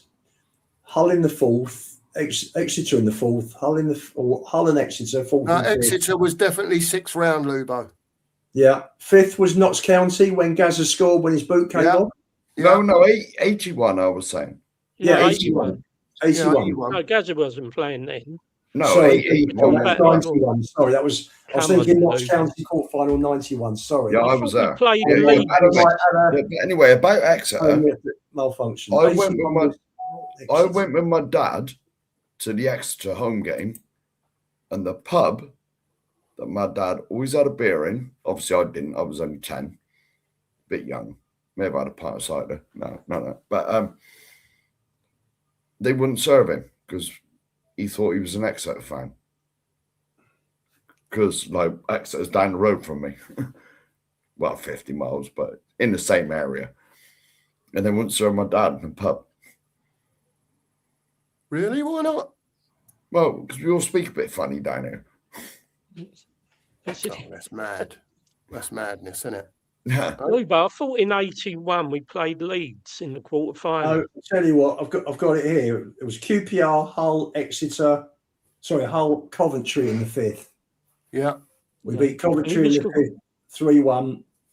Houghton, Ardiles and Archibald scored. We beat Exeter 2-0 in the 6th. Then it was Wolves and Man City. Oh. And the following year was QPR in the 3rd rounds.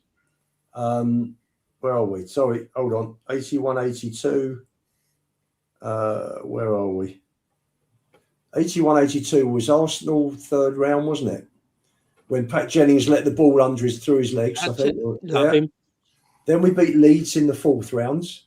Ah, that's the one. Yeah. I think that was 1-0. 1-0. I'm trying to think. We didn't go out of London, did we? I'm trying to think. One of the years we didn't go out of London apart from the semi-final. That was 81. I think that was 81. Yeah. And then we had the semi-final at Arsenal. That's right. Yeah. That's right. I'm trying to think. 81, 82. Let's get it up. I can't think. Well, a mind blank. I don't remember the 81, the QPR run as much as the Man City run. It's really weird, you know. Perhaps it's because it was my, first big cup final as such. And I don't know. I just don't remember, because I was at the final and the replay for both games. Yeah. I don't remember the QPR run. I remember being up the back of the stand at Wembley and Glenn Hoddle right in front of us scoring the penalty. I remember that, but I don't remember who we played in the earlier rounds. I just can't remember. The semi was Leicester. Correct. The semi was Leicester the day after Argentina invaded the Falklands. So they was booing Aussie. I couldn't remember the fifth round. It was Arsenal. We won 1-0 in the third, fourth, and fifth. It was Arsenal, Leeds, and then Villa. Falco got the winner against Villa in 82, and I think, if my memory serves me correctly, was that the year Villa won the the European Cup? That could have been the year. We beat Chelsea at Stamford Bridge. Remember that in the quarters, 3-2. No. That was brilliant. Hoddle. Hazard, Archibald, and Thousands, and then we beat Leicester in the semi 2-0. I think that was fairly comfortable. And then we had QPR, wasn't it? It was a draw in the first game, and then a Hoddle free kick, a Hoddle penalty in the second, wasn't it? Yeah. After 5 minutes. The QPR goalkeeper, Hucker. Peter Hucker. Name Hucker. Huckabee? No, Peter Hucker. Hucker. He was man of the match in the first game. He had the game of his life. But the second game, we didn't play that well, actually. Won with a penalty, didn't we? Yeah. When Tony Curry pulled down Graham Roberts. That's right. And Hoddle scored the penalty. That's right. And the rest of the game was really eventful. You know why 81 replay was... Mike, you know why 82 didn't seem... Because the 81 replay was so good. Yeah. Well, that's what I was just going to say. And Mackenzie's goal. Here's a trivia question for you, Mike. Sorry to butt in. Here's a trivia question for you. You're just talking about Glenn Hoddle scoring. It's not trivia now because I've told you the answer. But Glenn Hoddle scoring against Peter Hucker. Who was the goalkeeper in goal for Oxford that scored? That Glenn Hoddle scored his last goal at White Hart Lane when he run halfway down the pitch. Same goalkeeper. Yeah, but he sent Peter Hucker the wrong way, didn't he? And wrong way, and then just rolled it in, and then kissed us all ta-da. That's it. That's it, mate. Yeah, unbelievable. I remember that. If ever an England team should have been built around one player, it was Glenn Hoddle. Mike, Ron Greenwood didn't like him, did he? And we had Brian Robson and all that at the time in the England team, wasn't it? Robson England never played like that in them days, did they? No, he wanted to. If Glenn Hoddle was Italian, Spanish, they would have French, anything. If Glenn Hoddle was anything but English, he'd have had 300 caps for his country. He was it the World Cup in Mexico when Wilkins got sent off? And did Brian Robson break his arm or something? So they both dropped out. We were struggling with Reid. Peter Reid. Peter Reid just won the ball, give it to Hoddle, and away we went. Suddenly Lineker scoring goals, and what's a shame? You know, Spurs. You look at Tottenham and you think, through the years, we've had talking about the period that we've been talking about. We had quite a bit of success, but we've never quite hit the heights that we could have done. And if Hoddle and Ozzy had stayed another 2 years, we'd have had my all-time favourite, my all-time best Tottenham midfield which was Hoddle, Ardiles, and Gascoigne. Can you imagine those three together for Spurs? Yeah. How good that would have been. You know, with the other thing, and if they'd have kept Waddle to play with Lineker. Oh yeah. It's the other madness, thing that was unlucky, going back a bit before that, was Souness wasn't patient enough to to wait his turn for us. Yeah. He would have been with Ozzy and Hoddle. Yeah. Yeah. He would have been a couple you of just years mentioned older two than players Hoddle. there, Lubo. Glenn Hoddle, my favourite ever Spurs player, no questions asked. Hang on. More than Mabbott? Mabbott's my hero. Okay. Mabbott's my hero, obviously, because of my diabetes. But Glenn Hoddle's my favourite. Mabbott's my hero. He's in a separate league. Mabbott's over in a different league. He'll always be my hero. Sure. But, like, Hoddle was my favourite ever Spurs player. End of conversation. I grew up watching him. Unbelievable. Gazza's there. Gazza's beneath him. No, there'll never be another Glenn Hoddle. Ever. years ahead of his time. I remember watching him. I went quite a few times when I was a kid. I remember watching Hoddle, and he was a genius. An absolute genius. Imagine him on these pitches now, Sheriff. Oh, Mike, don't, Mike. On these billiard tables. Oh, can you imagine? I mean, Ericsson was a good player, but I used to say to Connor, couldn't kiss Hoddle's boots. No one can. Not a chance. I was in the shelf. I think he scored twice within a few weeks at home to Forest and at home to United. Oh, where he hit volleys in the Park Lane end on the right hand side, straight into the top corner. That were just amazing, weren't they? Just fantastic. I mean, in his first game, he scored at Stoke in his first game at 17, didn't he? When he hit from the left hand, hit the top right hand corner. I mean, just superb. Shilton again. Yeah, fantastic. Just fantastic. What players? Do you know what? We're lucky. You know, we are lucky that the four of us. There are so many fans that go to Spurs today that haven't seen the Greaves and the Gilzines and the Hoddles, the Aussies, the Rickies, the Gazzas, the Linekers, the Berbatovs, even. Berbatov is a player. Yeah, proper player. Yeah. Just so many fabulous players. You know, used to see. I mean, Gilzine with the headers, Peters running in from deep. There was just some wonderful players that we got, and it's such a shame that we were always a cup team and we never really, after the double, obviously we haven't won the league. But just to think that if we have just built that little bit more and just built a bit more quality to go with the flair players. There was always one or two short, weren't we? Always. Yeah. Always one or two. But I can't remember what year was it that I think it was 82. We got through to the League Cup final and lost to Liverpool when they equalised in the 89th minute or something. That was the first game that we'd ever lost at Wembley. I'll tell you what, Mike. In the League Cup, yeah. Yeah, the Milk Cup. It was the Milk Cup. Ronnie Whelan, Ronnie Whelan scored? Whelan scored in the 87th minute and Archibald missed the sitter. Missed the one-on-one. Missed a one-on-one 3 or 4 minutes earlier that would have been 2-0. We'd have won. And they was finished. It would have been a cup double that year, wouldn't it? Right, so we got through to the final and it went to extra time. Yeah. We got through to won the FA Cup replay. We got through to the semi-final of the Cup Winners' Cup when Barcelona, the dirtiest performance I've ever seen in my life. And we was pushing for the league. And they talk about games piling up. We had to play Tuesday, Thursday, Saturday for weeks. And that's why we didn't win the league that year. Everton won it. Everton had a good side as well, but the pile up of games. I think Perryman played 60-odd games that year. 80. You're thinking of 82 when there was a pile up. The year you're thinking about is 85 when Everton won it. When we were in the running, and we had a few postponements.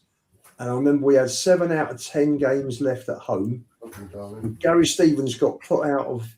He got injured by, was it that horrendous Vinnie Jones tackle? Vinnie Jones finished his career, yeah, on the touchline, and Stevens he was never the same player. And we had so many games in that run up, it was horrendous, and we ended up finishing third behind Everton, Liverpool, didn't we? Third, yeah. And that was the year of that was Heysel year, and then English clubs were banned from Europe for the next 5 years, weren't they? So we didn't get in 85, 86 into the what was it, UEFA Cup at the time, wasn't it?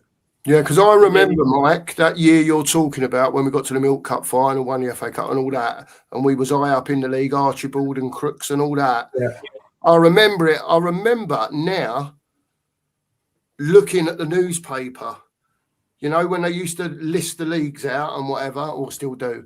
But I remember looking and thinking, we got 4 games in hand here, and we're fourth or third or whatever it was. If we won all them, you know, we're going to be in there with a shout. We never did. We didn't get that close, but we remember us playing Tuesdays and Thursdays, and you didn't have the squads in those days.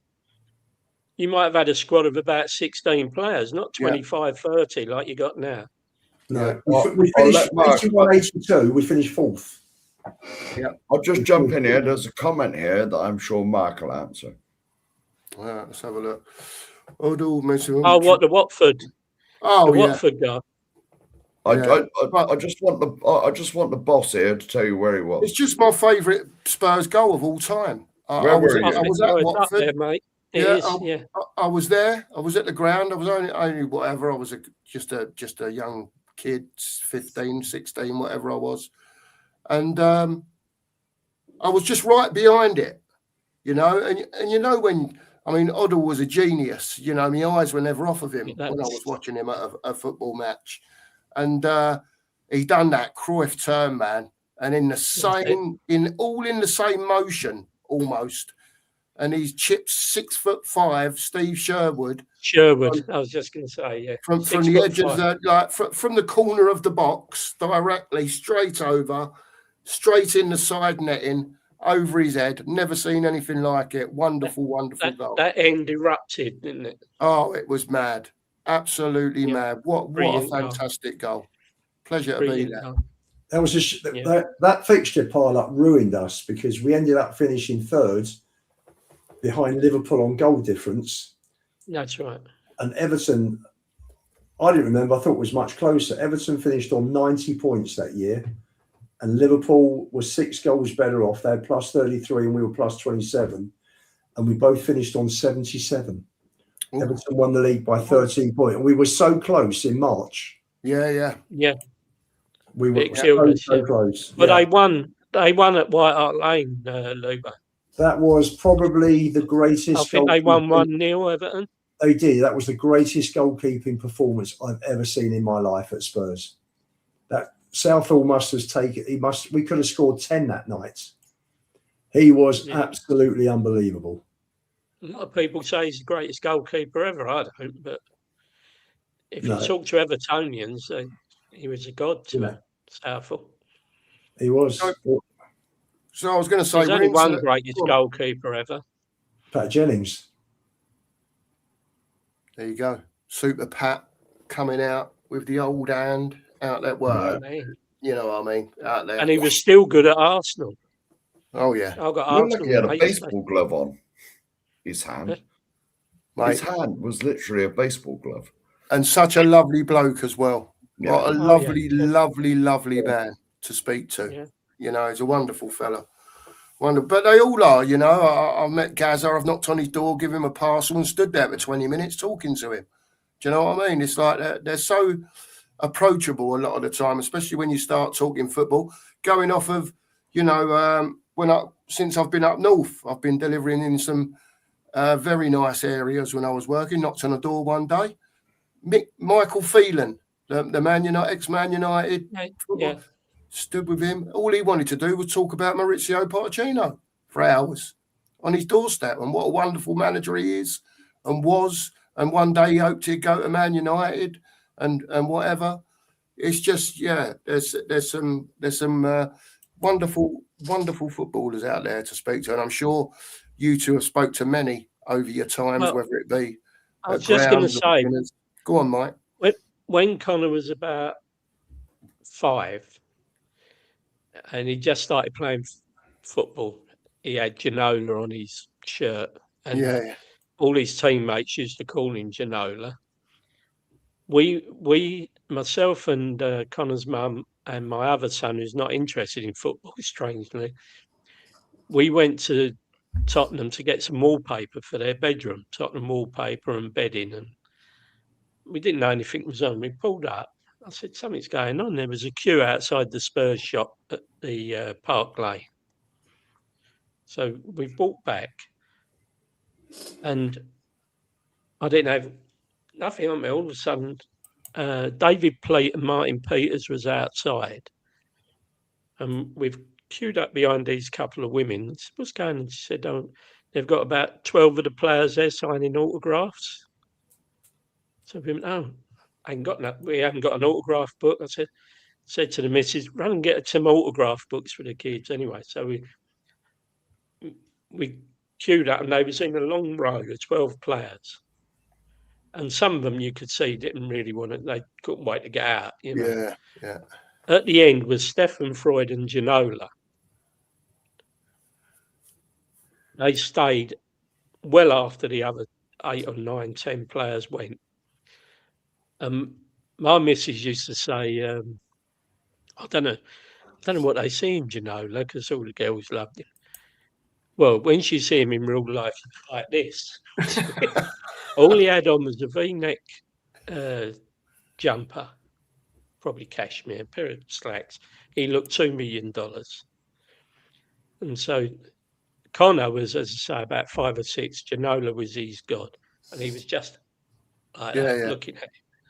And Carol said to him, Mr. Ginola, do you mind if we have our photo done with you? He's still sitting. So he went, certainement. And she was like this. She was all over the place. I said, I'll go, she like. But bonjour, Connor. I said, he won't wash his hand for a month. But he stayed all the time. So there's some players. Gary Mabbott is another one. My 70th birthday, he rung me up, because I don't know whether you know he does this. Yeah. You hit milestone birthdays. I don't know whether you've had it, Lubo, yet. Next year. Next year, please come. He didn't just ring up on happy your mobile birthday. as well, Ian. We was talking for about 10 minutes, me and Mabbott. And then he rang me again December. It was my 73rd birthday, which is not a milestone. So normally if I don't recognise the number, I don't answer him. Yeah. You know, someone's trying to sell you something. Anyway, I've answered it. He said, hello, Michael, it's Gary Mabbott here. I went, I can't believe it again. And I was talking to him, and we was slagging Ange off on the phone for about 10 minutes. And I met him at Bilbao. I don't know if you see him at the airport, Lou. We're at the airport coming home. Rio Ferdinand's walked through, so he's just getting stick. It took him about a minute to scuttle through. Next minute, Ledley King, Gary Mabbott and Ozzy Ardiles have come through to get their play. They couldn't get through. They was there for ages. Ozzy didn't know what he was talking about. And Gary Mabbott, again, just a gentleman. As you said, Sheriff, I've met him twice. I think Gary Mabbott was, because he could play in a lot of positions, he became a bit of a jack of all trades, master of none for England. He played right back, left back, centre back, and midfield for England when called upon. You know, he's one of those players. If you want to read an autobiography, read Gary Mabbott's. I've got it, obviously. Yeah. I've got it. But Gary Mabbott, with his medical problems, he was like a guinea pig. Gary Mabbott was a guinea pig. If it wasn't for him, I wouldn't have half the things I've got to treat myself with. So I'm the same as Gary Mabbott. I'm type 1. Without Gary Abbott, I wouldn't have that thing on my arm. Hang on. There you go. My little monitor. Because he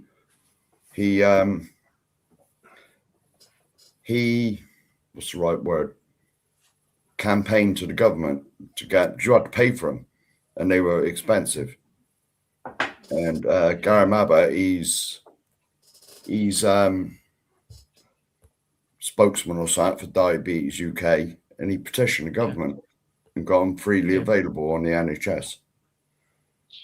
Well, So these phone calls, he always is, Yeah. and always will be my hero. Always. Yeah. Well, as you said, he's done something for you, Sheriff. No, I've met him twice. The first time I met him, I walked up to him and said, "You're my hero." End the conversation. And he looked at me and I said, "Look, I'm a type 1 like you." I said, "You're my hero." I was diagnosed in 1991, the year we won the cup, about a month before the cup final. Mm-hmm. And when he went up the steps to pick the FA Cup up, and it was this famous commentary, I can't remember who the commentator was, Gary Abbott, fantastic ambassador for the sport, battled diabetes all his life. And I was like, well, if he can do it, so can I. Yeah. So can I. Yeah. It gave me that real lift. I think, yeah, you'll be all right. Yeah. Good stuff. Good stuff. That's what it's all about, mate, isn't it? Go on, Mike. What are you going to say? Where are we? Where are we up to? I would say go on. Yeah, go on from there, about there. David Pleat's team in 87, I suppose. Yeah. Oh, yes. Yeah, about there. It was Clive Allen, 49 goals. Yeah, it wasn't a great start, was it, to the season? And I think I was at Oxford, I think it was November 20th, something like that. And he went to a 4-5-1. And we won 4-2.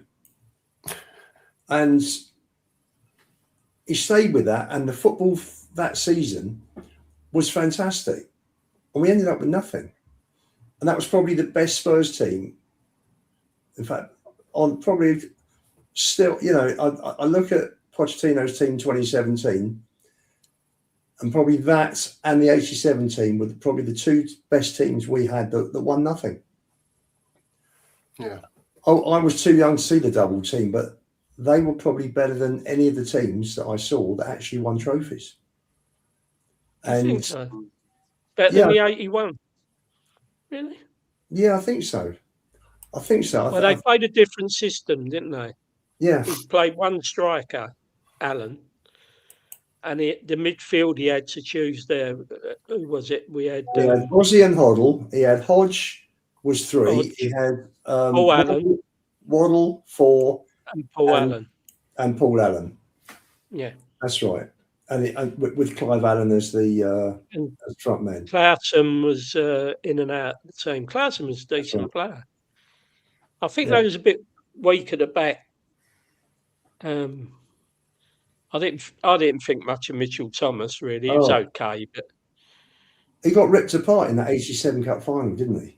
Oh, exactly. Was it Dave Who Thomas? was right back? Sorry, it was right Dave. Right back was Houghton. Was it Houghton at right back? 87? No, Houghton used to play left back, didn't he, in 81, 82? Who played right back? Who played right back? Wouldn't have been Danny Thomas, would it? No. No, Thomas got injured, didn't he? Yeah, he was out. You had Goff and Mabbott centre backs. Oh, Goff was good and Mabbott, yeah. Well, Goff was superb. It was the full backs that was. Dave Bennett ripped him to pieces. Dave Bennett was the guy, that's right. We would have beat Coventry 9 times out of 10 that season. Yeah. It was just fate. I think we scored too early, actually. Second minute, wasn't Third minute, second minute, third minute, yeah. Yeah, something like that. Yeah. Such a shame. That was such a... I remember walking back to... we parked at a pal's place just off the paddocks in Wembley. And I remember walking back to the car after that match. I think I was in shock. It was like, how have we lost to Coventry? This is like Southampton beating Man U and Sunderland beating Leeds. Wimbledon, Liverpool. And beating Arsenal. Yeah, Wimbledon, Liverpool. This is like, that's right. It was like, just couldn't get my head around it. It was like, what the hell's going on here? The team was brilliant. And I remember seeing a quote, somebody, I'll tell you what it was. I was on a stadium tour a few months ago, and Ozzy was the guest who went around with the compare. And he was saying that in 87, did he come back for that? I remember him telling us that the team was spent when they went out on the pitch. The team were absolutely knackered because they played so many games. Yeah. But didn't we finish third in the league that year? In 87, we was 87. Think we did we? I think we was third. Yeah. And that was a shame because the football we played. I remember we battered West Ham in the League Cup quarter-final. Was it 5-0 at home? I think we drew up there. We drew over there. Bunches of goals. But if Clive Allen couldn't score goals without that midfield, when he was the only striker, there would have been something wrong. But when he chose to pick two strikers, you had Clausen as well, didn't you, playing? Yes, you did. Yeah. I remember Nico Clausen. It was only Diddy, wasn't he? Weren't very tall, was he, Nico Clausen? And then we had the money problems after that, didn't we? Yeah, that's what I was going to ask you about next, the money problems. Yeah, go on, Mike. Roundabout. Chris Hughton was right back that day. Oh, he was. He was. Yeah, Chris Hughton was. Probably because Danny Thomas was injured. Finished. I don't know who else we had. Can't remember. Well, that was the team. It was Clements, Hughton, Thomas, Mabbott, Goff, Hodge, Allen, Hoddle, Ozzy, and Chrissy Waddle. Yeah. What a team. Which is a very good side, wasn't it? So why did we get money troubles at that time? Do you think Scholar bit off more he could chew with diversifying to other? Because didn't he had a Hummel, didn't he? Didn't we own Hummel at the time? He had a men's knitting company. Correct. He put together 3 businesses, and it's funny actually because he was years ahead of his time. Exactly. But didn't have the wherewithal and the knowledge to put it off, unfortunately. No, and he put us in trouble. But he was Tottenham through and through. I don't know if you remember, all of you, that if you bought a program then, he used to put a quiz in, Scholar. He knew his stuff. And I remember when we beat Arsenal in the League Cup 1-0 at Highbury. What year was that? When they beat us? That was 87. In the third game. 87. We won 1-0 at Highbury. Yeah. Clive Allen should have got 3 or 4 at their ground. I'm just going to interrupt there a little bit. I'm just going to interrupt there. 87, some of the players never had Holston on their shirt. There was no names on the back of the shirts back then. No. That didn't come into the Premier League, did it? No. That's right. So anyway, sorry, mate. That's all right, mate. That League Cup semi-final, as I say, at Highbury, Clive Allen was a brilliant goal scorer. Instinctive. The ball come to him, bang, goal. Yeah. If he run through 1-on-1, 9 times out of 10 he missed. He done it in the second leg at Tottenham when he had just a goalkeeper to beat, didn't score. But at Highbury, my Arsenal mate said, "We're happy we're only losing 1-0. You should have thrashed us." And as we come out of the ground, above the marbled halls, there was a window. I don't know whether it was the toilets or what. We wouldn't have gone in that. Scholars had a window to all the Tottenham supporters. And then Venables got hold of Sugar and saved the club from going under, didn't they? Well, what happened, right, was that Spurs got Nat Solomon, who had been on the board, I think, at Lloyd's Bank. They put him on their board. Scholar had run up a debt of £18 million. And Spurs had to sort out a repayment plan. Nat Solomon came on the board to basically steady the ship, to give the board more credibility. and he arranged, I think it was something like an 18-month staying period where Spurs had to get together and basically probably, I think it was clear, if not all, a big chunk of the debt, so they could get themselves on their feet financially. And when Sugar came in, I mean, you had the deal. Sugar came in after the cup final, I think, in '91. By which time, unfortunately, because of the money problems, Gascoigne had been sold to Lazio for 5.5. 6.5 originally. I think when he got injured, £1 million came off the fee. And then Sugar and Venables bought Scholar shares, came in, and because Sugar was so successful, I think the debt was cleared immediately, or it was staggered out. I'm not sure which, and Sugar had pretty much unlimited credit, so the problem was resolved. Although we were in danger at one stage of going bust, we never actually got close to going bust because no. Sorry? But we didn't have the money to build on from 91, did we? We lost Gascoigne. Lineker didn't stay much longer, did he? A couple of years. I tell you what was a real piss off was when Sugar and Venables split in '93. Spurs had lined up to join the club Roy Keane, Des Walker, and Tim Flowers. And when Venables left, when Sugar kicked him out, those three transfers just went down. What a team we'd have had in not, and it was a shame because Klinsmann came in '94, came and went. Bergkamp was offered the following season, and Sugar turned around and said, "I don't want any Carlos Kickaballs." Do you remember? And Tottenham supporter, Bergkamp. Yeah, loved Hoddle. Hoddle was his hero. Okay. And Bruce Rioch was the manager for Arsenal at the time, and he bought Bergkamp. And in the mid-90s, we were sort of level with Arsenal. From that moment onwards, and then Wenger came a year later, and Arsenal went that way, and we went that way. Yeah, a bit like now. And it took until Poch came in before the pendulum swung. We finished above them 6 years running, but again, we didn't win anything, did we? Which was a crying shame. Again, we had a super team. 15, 16, 16, 17 was phenomenal, and from 16, 17, that for me there was no recruitment for a year and a half, and the team started. That's 2 years at Wembley. Yeah, and it started going down. Away from home, but still qualified for the Champions League. Yeah, but sort of going back to 91, 93, that's what happens. And then you had the Premier League came in 92, 93. And then you had that fantastic Ferguson era, didn't you? Yeah. And in that same period, Abramovich came in, ripped up all the rules regarding transfers and money and God knows what. And then the Saudis. And our lot came in and didn't want to know, did they? So you think about it.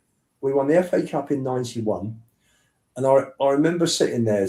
I remember being in the ground watching Mabbott lift the trophy and sobbing my eyes out because Spurs had been like 18 months from going bust. Yeah. And just thinking, what would I have done? I followed this team all my life. If they'd have gone bust, what would I have done? Gone down the Orient, which is my second team. And you can't envisage a life without Tottenham Hotspur. And it was probably the most emotional moment I've had until Amsterdam and Lucas Moura. And unfortunately, after that, things started going downhill. We won the League Cup under Sugar in '99. And we've won 3 trophies in 35 years since that great cup win in '91. Yeah. And in those 35 years, who's been the owners for 25 of them? Yeah, and they told you what it was about when they bought the club. Yeah, they did. This is a great investment with the oncoming growth of the Premier League because of Sky, etc. This is a great investment. And we're here to make money. Yeah, that's right. Yeah. And never mentioned anything about the football on this channel, mate. mentioned Never all mentioned the time. anything about the football, Mike. 25 years. I've been to 2 games in 25 years, Mike, since the day they walked in the door. Maybe I'm right. And that was 2 games this season, West Ham and Nottingham Forest. And they was both disasters. Both disasters. And the Nottingham Forest game, Mike, I got out of my chair when they scored the second goal. Started walking down the stairs. I'm looking at people and they're just sitting there. But, you know, we're 2-0 down at Nottingham Forest. What's going on? And I looked at everyone. I said, ain't anyone upset? There's no one upset here. And they're just all looking at me as I'm walking down the stairs in the south stand. Well, I met Lubo. I think it was the West Ham game, wasn't it? The demo. Yeah. Outside the corner pin. That's right. There's 150 of us there. I mean, I'm 73. Yeah. You know, and I was saying to walking past, what, are you happy paying the highest ticket prices in the league for this? Yeah. And they're looking at me as if I was speaking Chinese or something. Yeah, I know. Maybe you know, perhaps demos ain't going to get them out because the only thing that's going to get them out is money. Yeah. But at least you can say, well, at least we've told them what we think of them. Yeah. How is there only 150 people? All you got to do is stand there for 10 minutes. Yeah, I get it, mate. I get it. Listen, let's just, well, I suppose we're not going to move off of Enoch, but let's talk about just briefly before we go to a few questions. Can we just talk about that from sort of 2001 onwards and what, in your view, obviously there's been, like Ian said, 3 cup wins in that time, but it's been very disappointing, and it to the point to where we are now and what Enoch have let happen to the club, like Lubo said, predominantly since Pochettino left. We can all see that it's gradually gone down, the standards of the signings and so on and so forth. Just a brief overview from both of you of Enoch's tenure and where you think it could have been a little bit different. I'll tell you what I think. I think if Levy had put his total concentration as much onto football as business, then I think would have been majorly successful. I was told by people that know him that his father and brother were West Ham season ticket holders. He had no interest in football. So that's fine. You don't have to, you go into a business, and if you don't need to be an expert in that business. I remember going to a breakfast charity morning when one of Richard Branson's directors was giving a talk. And I asked the question, just what's the secret of his success? Because he's involved in records, trains, planes, and other various businesses. And the guy said that he buys a business and then he pays big money to bring in an expert to run that business. Now, Levy had no knowledge of football. Probably hasn't learned that much about the actual game since he joined. But he never brought anybody in. And he micromanaged the club without any knowledge of how football works. And our club has suffered badly. And when you look at the situation that I think we're going to get out of it this season, but if Spurs go down, then basically he's not made us indestructible. What he's done is that if Spurs go down, the value of the asset drops massively. We're in serious trouble financially because we've got a debt of nearly 800 million on the ground, and we owe another £250 million, £250 billion, should I say, on monetized transfers. So we're in debt for £1 billion. So the business has been built on quicksand. Spurs go down. In effect, it's been built on quicksand. So for me, is he a great businessman? No, he's not.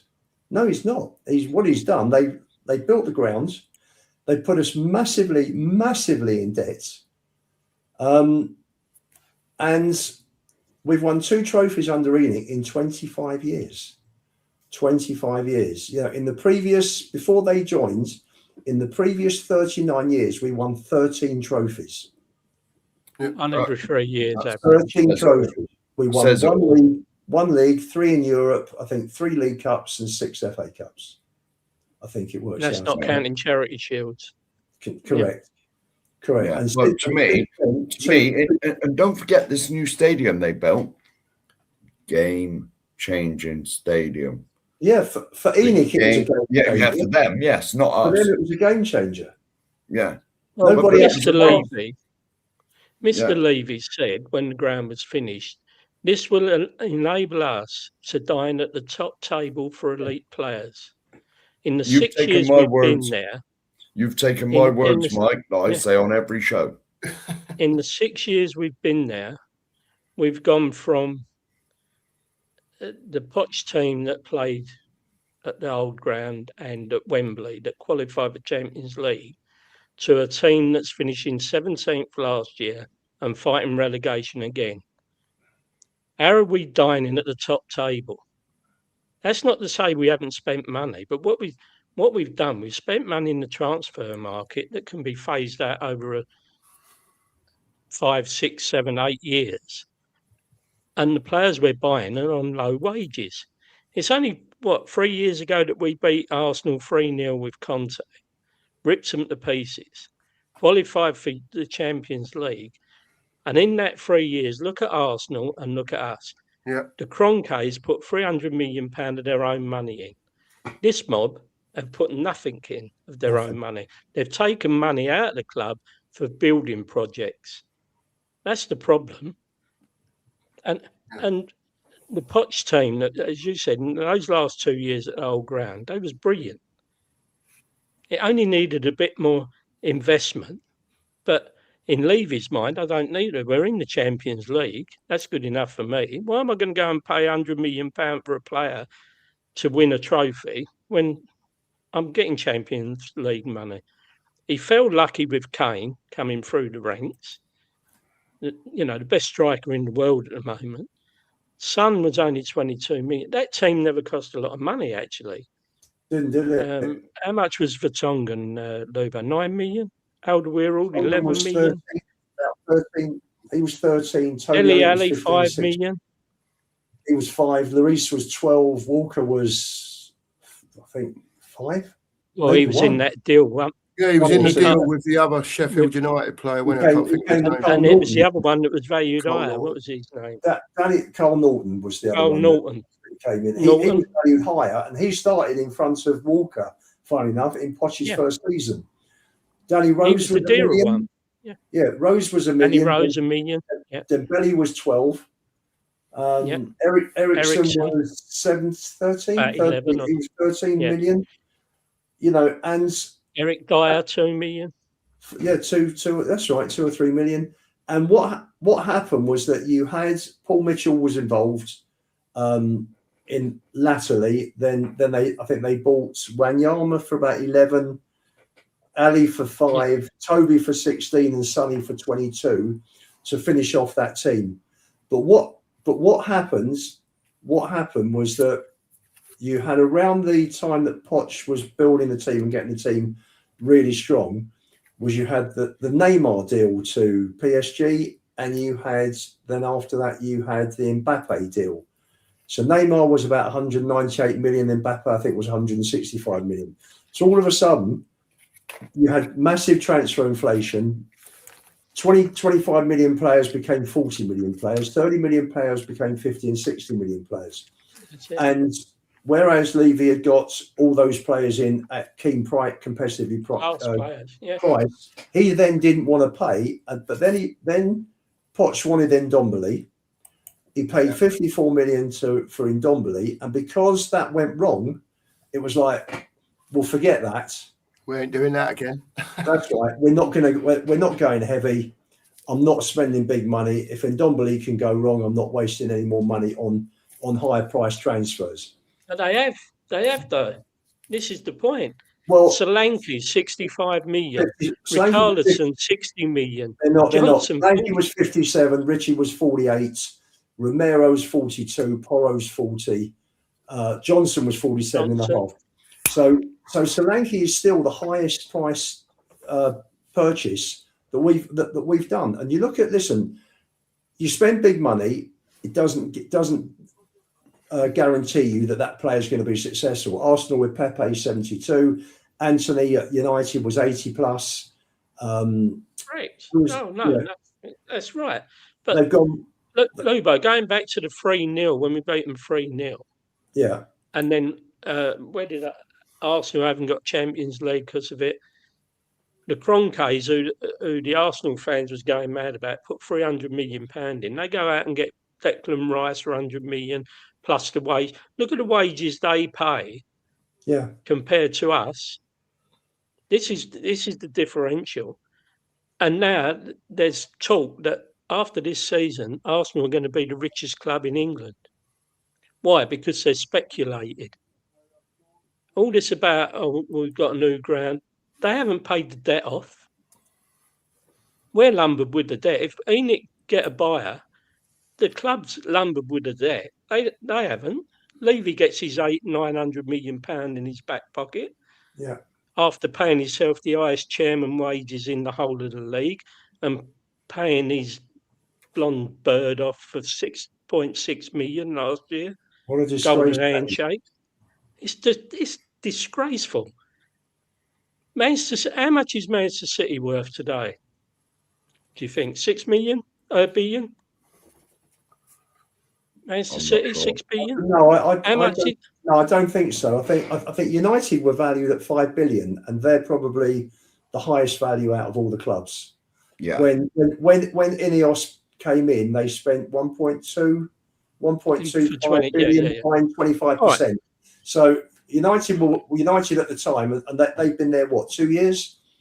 So. Yeah.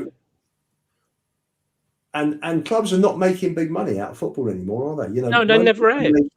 When they make their money is when they sell the club. That's why I don't understand, Mike. That's why I don't understand, because there isn't. I say there is big money, but there isn't, because the wages these days, if you want to be successful, the wages are high, so clubs aren't making that big a profit. So for me, where Spurs are at the moment, we must be 2 or 3 years away. Please God, De Zerbi is successful. He's got to build gradually this year, because there's no Europe, and there'll be certain players that we would probably want that aren't going to come to the club because we're not in Europe. So you're looking at then I think they'll spend bigger money when we are in Europe, because there'll be more players that want to join. Because we're not going to pay. Spurs can't pay. They're not going to pay the 300-400 grand a week. For 6 years we had a bigger revenue than Arsenal. How was they able to spend this money on the likes of Declan Rice and we couldn't? Because they had owners that were prepared to go the extra mile. Ours never would. They would go up maybe 70% of the way, which was relatively risk averse, and then to go up and push on and then compete with the Cities and the Liverpools over the last few years, and now Arsenal. He was happy because there's no guarantee of any success. No, but he wasn't worried about success. He's worried about that. As long as we got Champions League football, he was happy.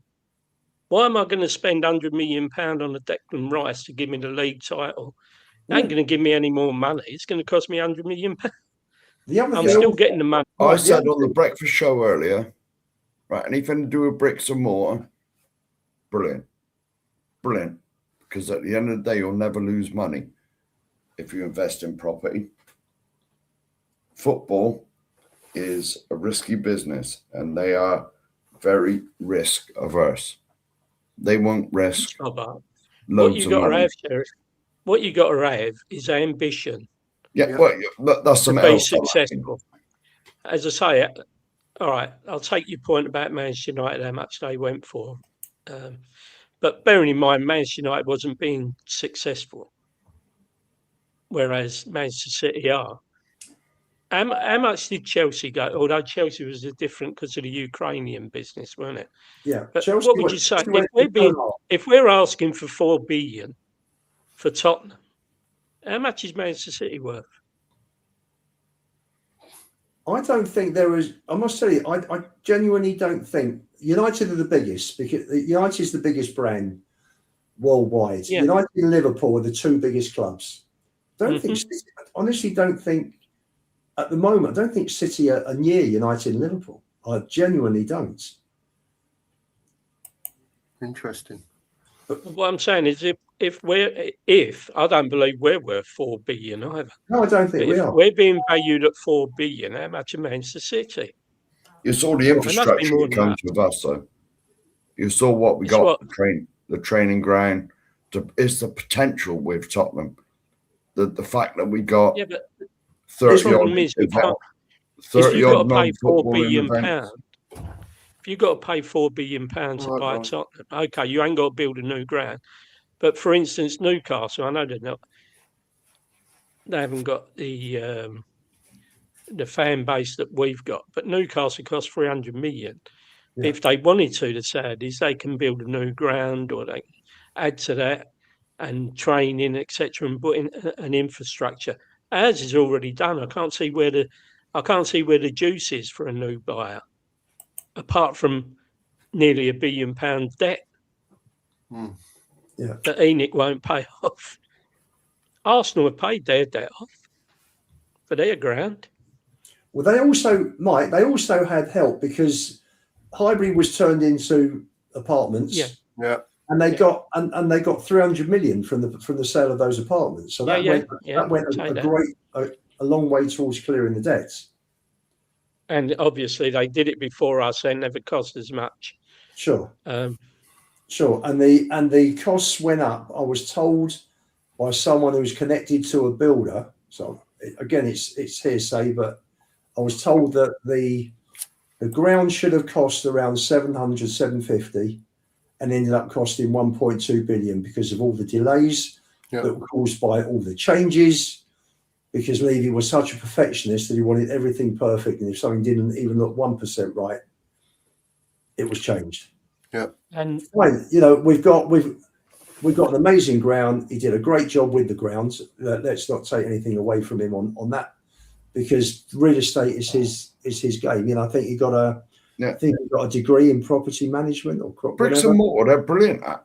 Absolutely, terrific. But this, and I always said, this is a Tottenham Hotspur Football Club.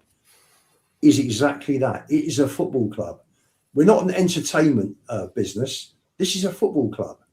And if you want to add all the extra bits, the same principle that Scholar had nearly 40 years ago, but just couldn't quite execute it correctly.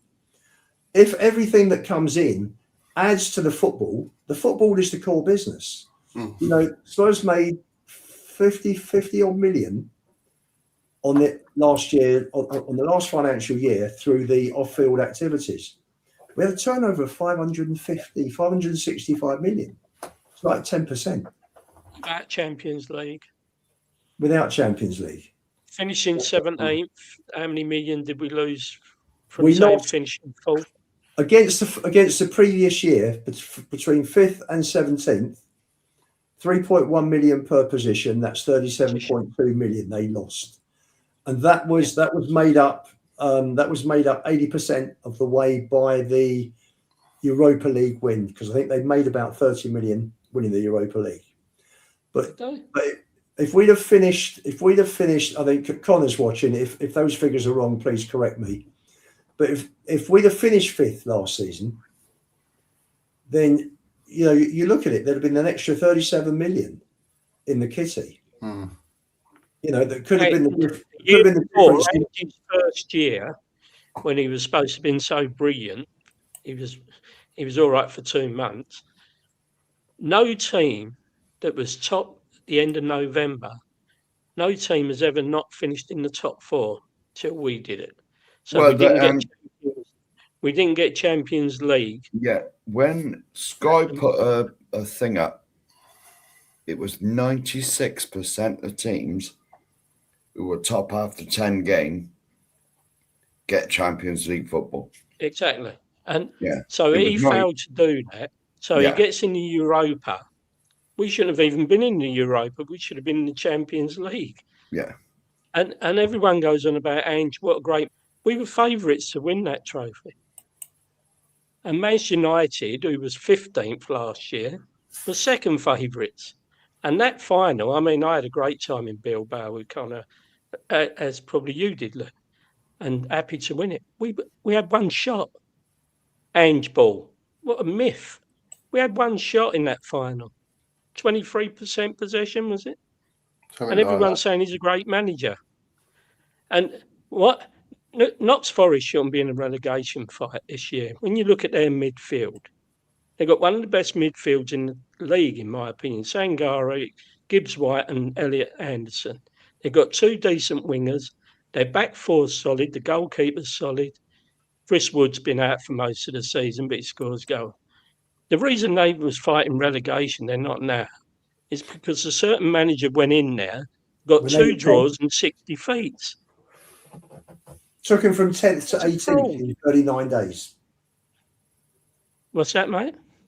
Ange took them from 10th to 18th. That's what I'm saying. In 39 days.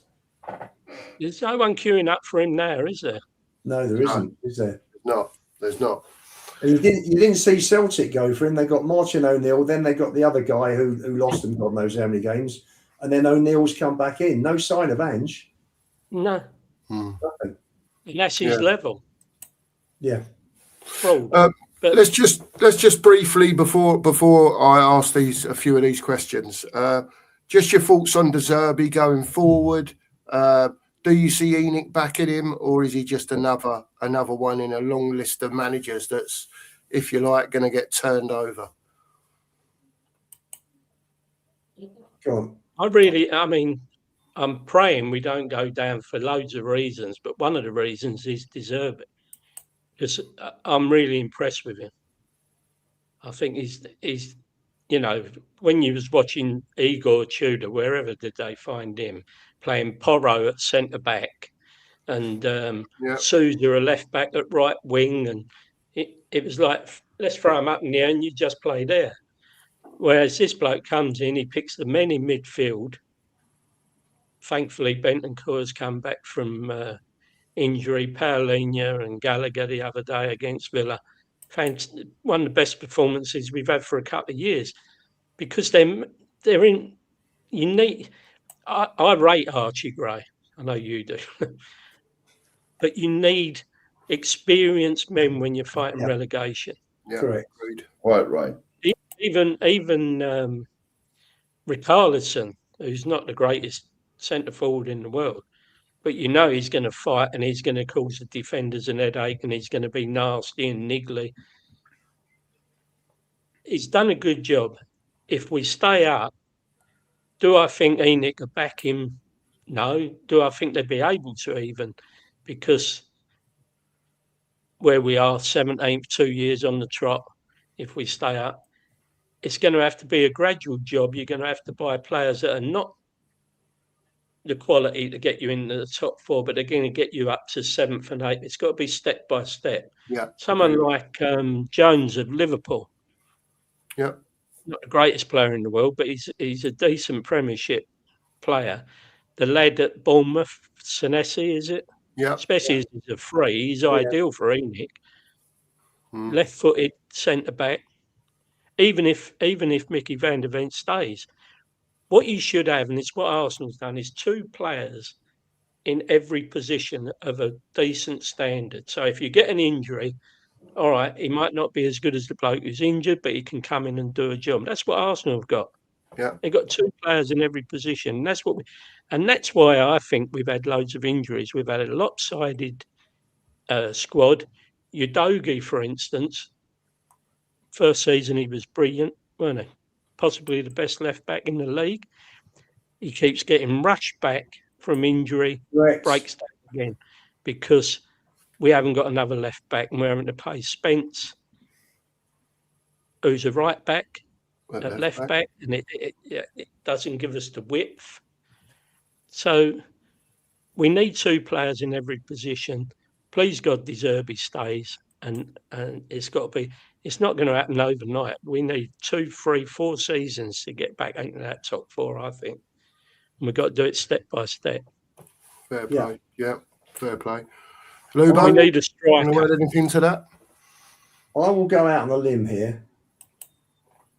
I think we'll stay up. I've said all along, I think we'll stay up. I think it might, depending on this, I think it was good that City won because it keeps pressure on Arsenal. It keeps Arsenal focused for their match tomorrow at the London Stadium. Yep. If we can beat Leeds, I think we will. I think we've got a very good chance of winning all 3 games we've got left. I just felt there was a buzz. There was something different about the team last week. Forget the fact that Villa rotated a few and lost a few through injury. There was a fight. There was an intensity. There was a buzz around the place. Watching them close up in training, in the pre-match kickabout. I think you've seen that De Zerbi didn't rush Udogie back, brought him back for Villa. He's been rushed back every previous time, I've been told, and he keeps breaking down because he's rushed back. They never give him enough time to recover. I think De Zerbi's a smart boy. I think he will make sure Udogie stays fit as much as he can. I personally think he will set about. Listen, he's on £1 million a month, and he will be wielding major power. I know Conte was on more, but Conte had Levy to deal with. Levy's now gone, thank God. I genuinely think that he will have a clear out in the summer. I think they'll get money, and the owners will add money to it. I think there'll be a fair amount of money to go out and buy a few players. And I think the big money will come because I've been told these owners are happy to spend the money and back De Zerbi. And I think that they have got to get back into Europe. And then I think the bigger money, hopefully, will be the following year. I just think that if Spurs would have got Collicott, who's the financial director, to have looked at the figures when they started getting worried about Spurs. We were hurtling down towards the relegation zone, and they got rid of Frank. Don't worry, I quietly collected my receipt. That's not a problem. If I'm wrong, I'll put my hands up. I just have a feeling. Listen, if I was the boss of a business and my junior partner had neglected it for many, many years, and then I handed that business over, and believe me, Joe Lewis is as much to blame as Daniel Levy. I think they would have looked at the figures based on being relegated, looked at what the potential value would have reduced by their asset, how much it would have been reduced by. And they would have got, if they're any sort of business people, and money is their God, they would have got a major shock seeing how much the club will drop in value, their asset will drop in value. Allied to the debts they've got, allied to the fact, Leicester, who have been relegated this season, had the highest wage bill in the Championship at 42.7 million. So we're at 260.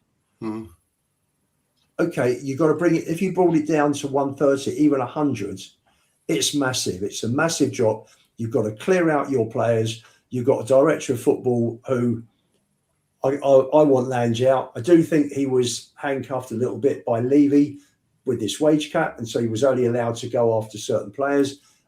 That's not excusing Lange. I think he's been absolutely horrendous.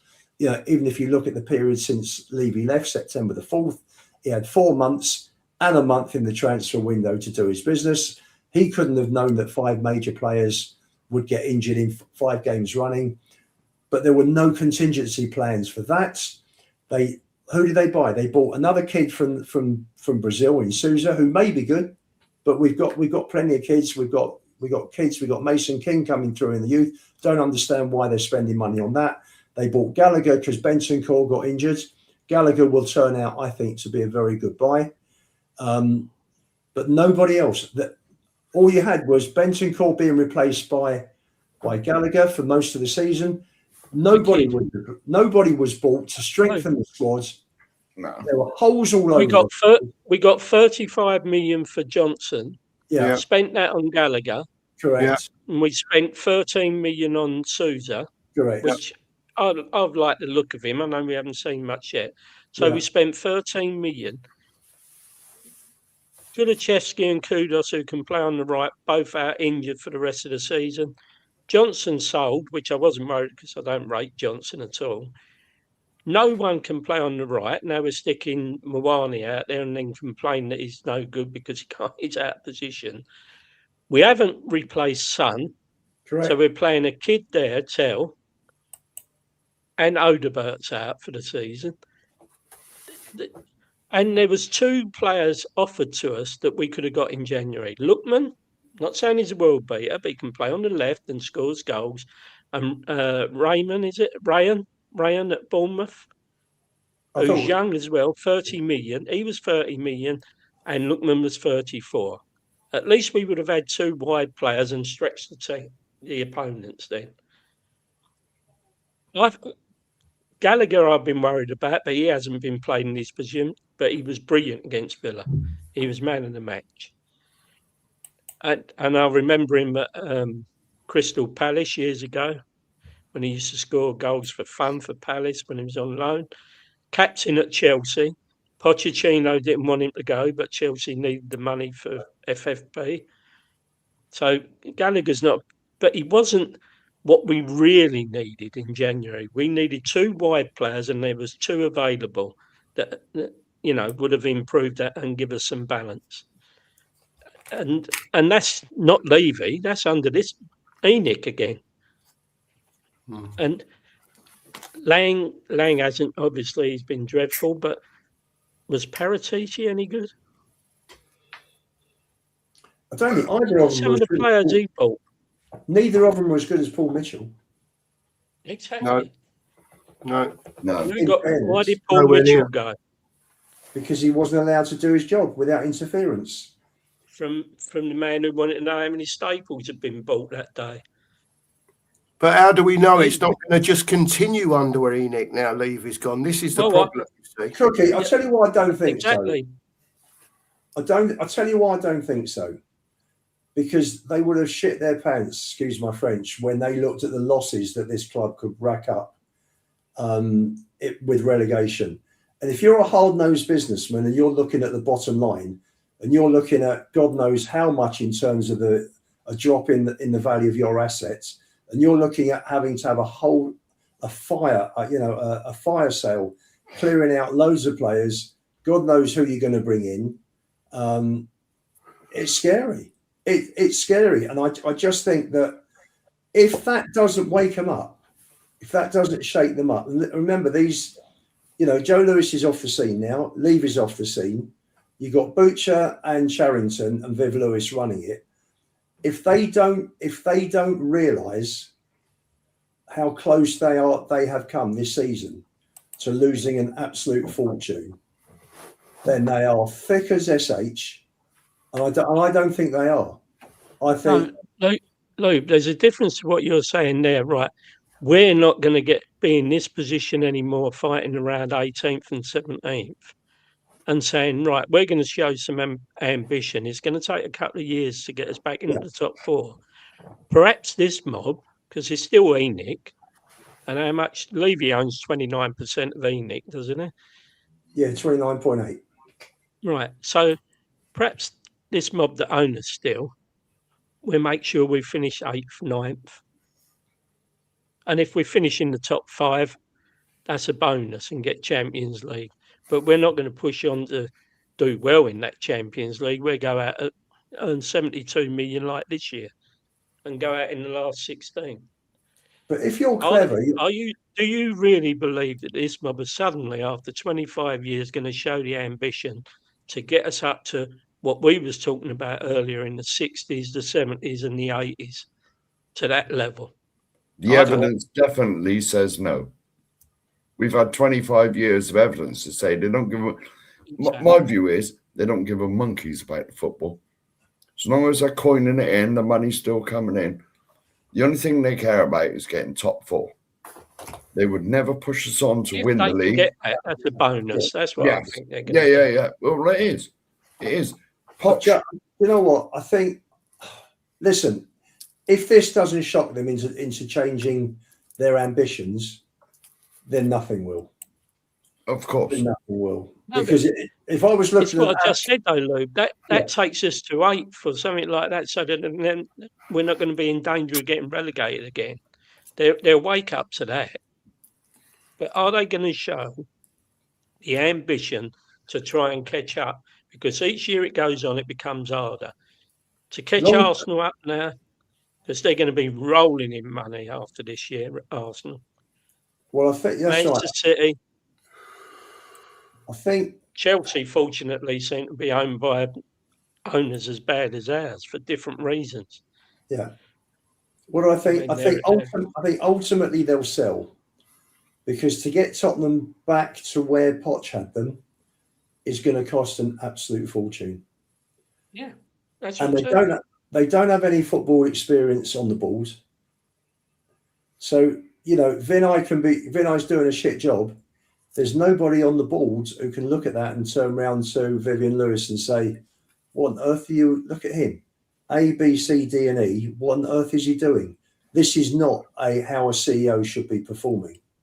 And Lang as well. But there's no one there to tell them. So now you've got Viv Lewis has brought her son-in-law in, who's got a degree in sports marketing, hasn't got a clue. It's not like Fenway or Arsenal, Kroenkes, or the Glazers, who are involved in sport in the States. So you're arguing with me now. You're agreeing with me. This mob are not going to.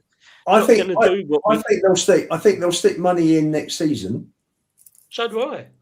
I think they'll stick money in next season. I think he'll have a clear out. Whether they'll go further or not, I don't know. But I think there'll be a little bit of a change in mentality because of how close Spurs have come to 2 years dropping into the Championship. Yeah. Right. The other thing, we move on to the questions.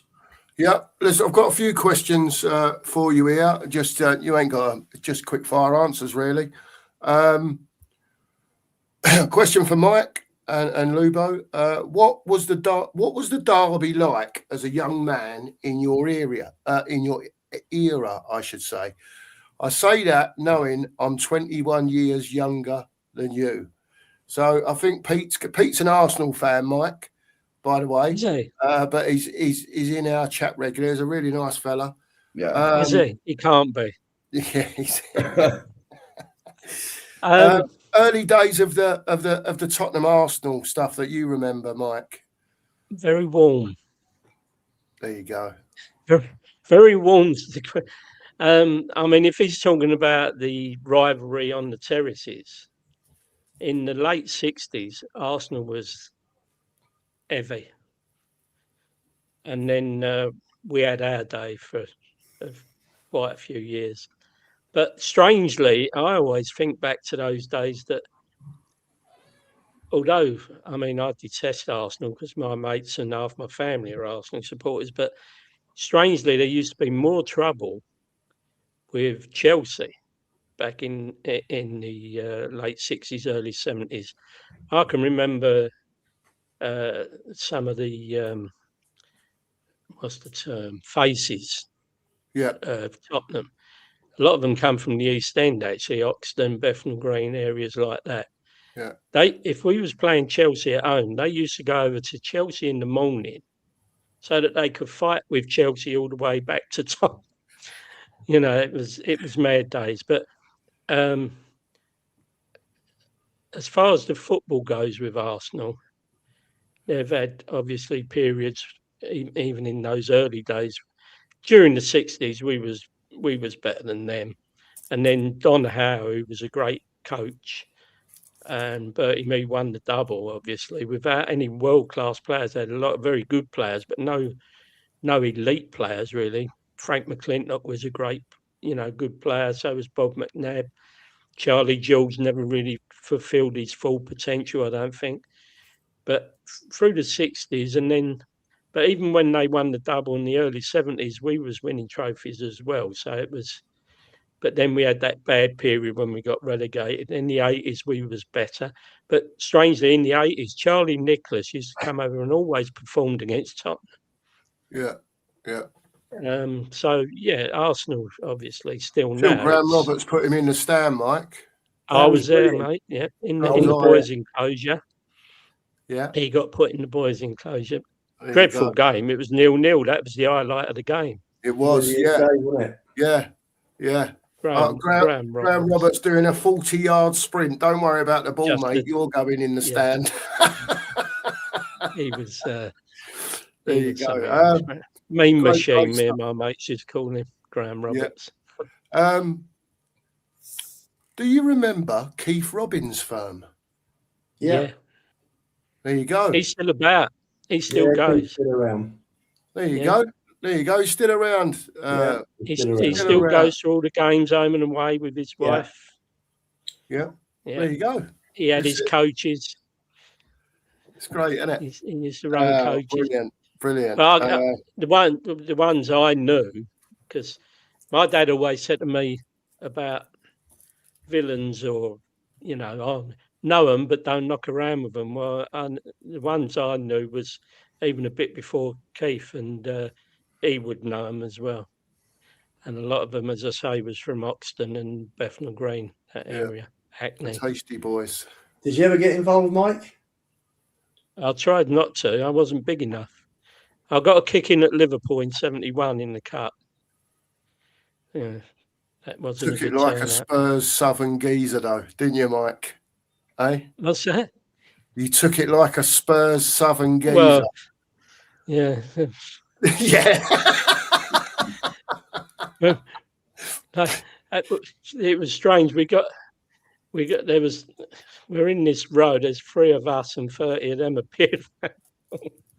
Oh dear. And I was trying to be diplomatic, and I said, "Leave it out. There's only 3 of us." One of them said, "I got done by 300 Tottenham," and my mate said, "Fucking good job."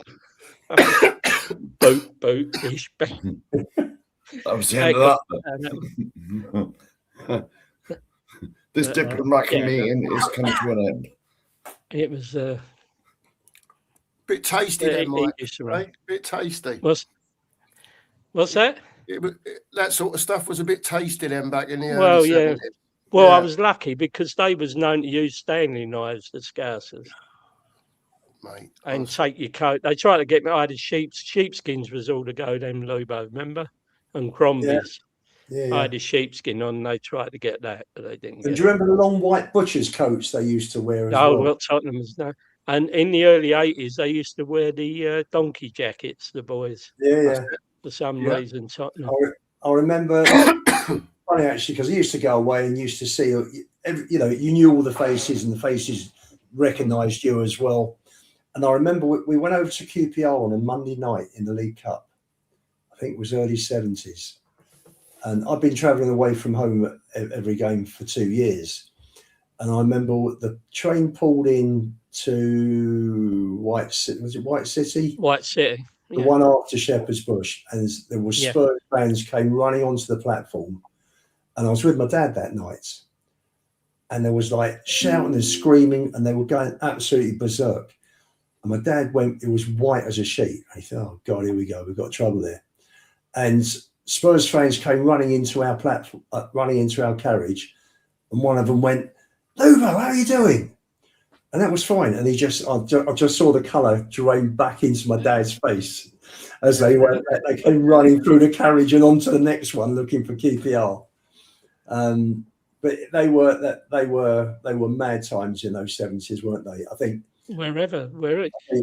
Some of the I didn't go there, but when we played Bradford in the second division, it was one of the, I won't say his name, but one of the leaders back in those days, he got a kicking up there.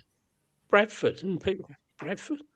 Because when you went to these small grounds like Mansfield and that, you had people come out in those towns that didn't normally go to football because, the Cockneys are coming in, they're not going to take the piss out of our town. and they'd all turn up.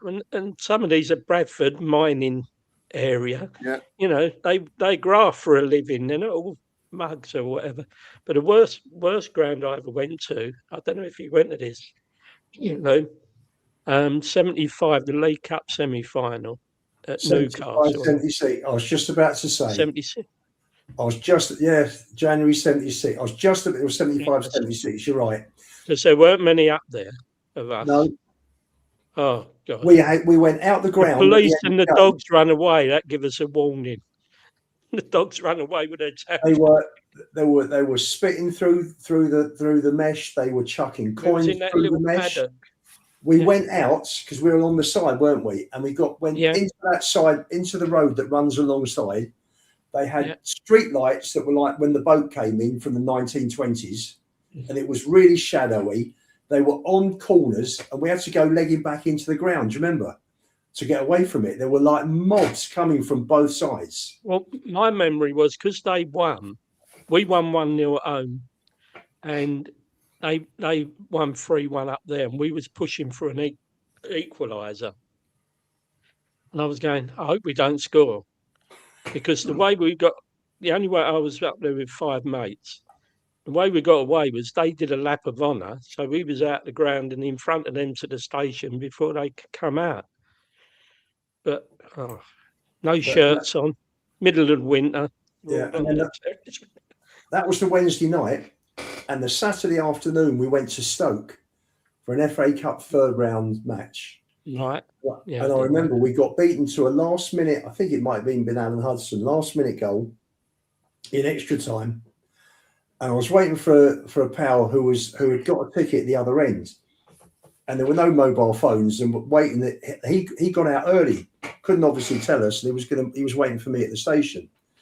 And I ended up having a fight with 5 Stoke fans, and I dealt with it. They were just kids, thankfully. I dealt with it. No, it wasn't. I came out of it. Believe me, I didn't come out with it too badly. And there were police 100 yards either side. I was 100 yards from the station. It was under the bridge, and there were police 100 yards the other way. Not one of them moved. Not one. And I saw a whole mob. No, they didn't. When you went up north, you shouldn't be here, you Cockney bastards. I'll give you a story. I'm still in touch with him. Known him since I was 10 years old. He's a cripple lad. He was well known over Tottenham, down in the crutch. And we went up to Everton in that, I think it was a cup game. And the police are following us from Lime Street, escorting us, a couple of squad cars, because it's a good 2 or 3 miles. We're going to Goodison. So he's on his crutches and he's slowly falling behind. I went up to the police. I said, look, you're following us all the way to the ground. Our mate's, as you can see, a cripple. Can he get in your squad car? Because you're going to follow us to the ground because he's having trouble. It's too far for him. Fuck off, you Cockney bastard. Thanks. Nice. I live up he used to north, walk around the side of the pitch with riot sticks. You remember at Anfield and Goodison? Not truncheons, the long ones. Yeah. I've never had problems. Funny enough, thankfully, I've never had problems in Liverpool through the years. Never had an issue. It was more at Leeds, Stoke, Manchester. Oh, Leeds was not. Yeah. Right, next question. Manchester City was. Yeah. Here we go. City, the last year City, were you there for the FA Cup 6th round game when we won 4-2? No, when I was on the pitch. No. Yeah, and I remember there was that day. I mean, there was 7,500. That was the most amazing away day. We had the whole end. It was just fantastic, just wonderful. And I remember the year. I think it was the year they left Main Road. And we're walking down the road. There was a police escort or semi-police escort. We're walking down the ground, walking outside down the road, and there's a social club round the corner to Main Road, and all the City were waiting there, and they all came flying out the door, and the police just vanished. They just vanished. And there were about 20 Spurs fans in front, and they got involved. There was a massive row, and it all quietened down pretty quickly. And then some security guys got involved, and it finished. But it's funny, just mentioning Chelsea. The night that the first Gulf War started, we went there for a 0-0 draw. And I hadn't got tickets for the away game, and a pal of mine bought through the ticket agency, Albemarle. Didn't tell me they were in with the Chelsea headhunters. You know, the ones that were not on the shed, the ones that, the mad lot that were opposite where the players came out. So we're right in the middle of it. So we thought that there were other Spurs fans that were in there. So quite a few of us walked to the back of the stand and stood at the back and just stayed out the way. And then after about 20 minutes, they moved everybody between the halfway, but between that stand and the Matthew Harding stand that they kept free, that they kept to keep the fans segregated. And they moved us in there. And we were with a whole load of Chelsea head cases, the two of us. And we had to sing Chelsea for 70 minutes just to stay alive. Just to stay alive. And it was like, in the end, after 70 minutes, we just walked out. It wasn't worth it, and we got out. But walking into the ground, there were two fights between the front of the grounds and was it Barbarella's nightclub that was still, or restaurant that was further down, and then one just outside the turnstiles. It was mad that night. It was absolutely off the wall. So when you say it was worse with Chelsea than it was with Arsenal, that sort of that triggered that memory in 1990, and we got a 0-0 draw out of it, and then lost the replay 3-0 at home. That question there, this is Pete again, isn't it? Right, if you're an Arsenal supporter, I would say the 5-0 win at White Hart Lane when Liam Brady was playing. Oh, what a goal that was! And what a goal that was, though, Mike. Yeah. Oh, he's a great player, Liam Brady. Oh, what a goal! I was there that You'd night. love to see him and Hoddle in the same midfield. Oh, yeah. So if you're not, my most memorable North London derby, of course, there's only one. Surely he's not going to shoot from there. That's right, 91. 3-1 at Wembley. Where's your double gone? Eat or. Tony Adams had to walk the length for the pitch. So, well, because we was at the tunnel end, weren't we?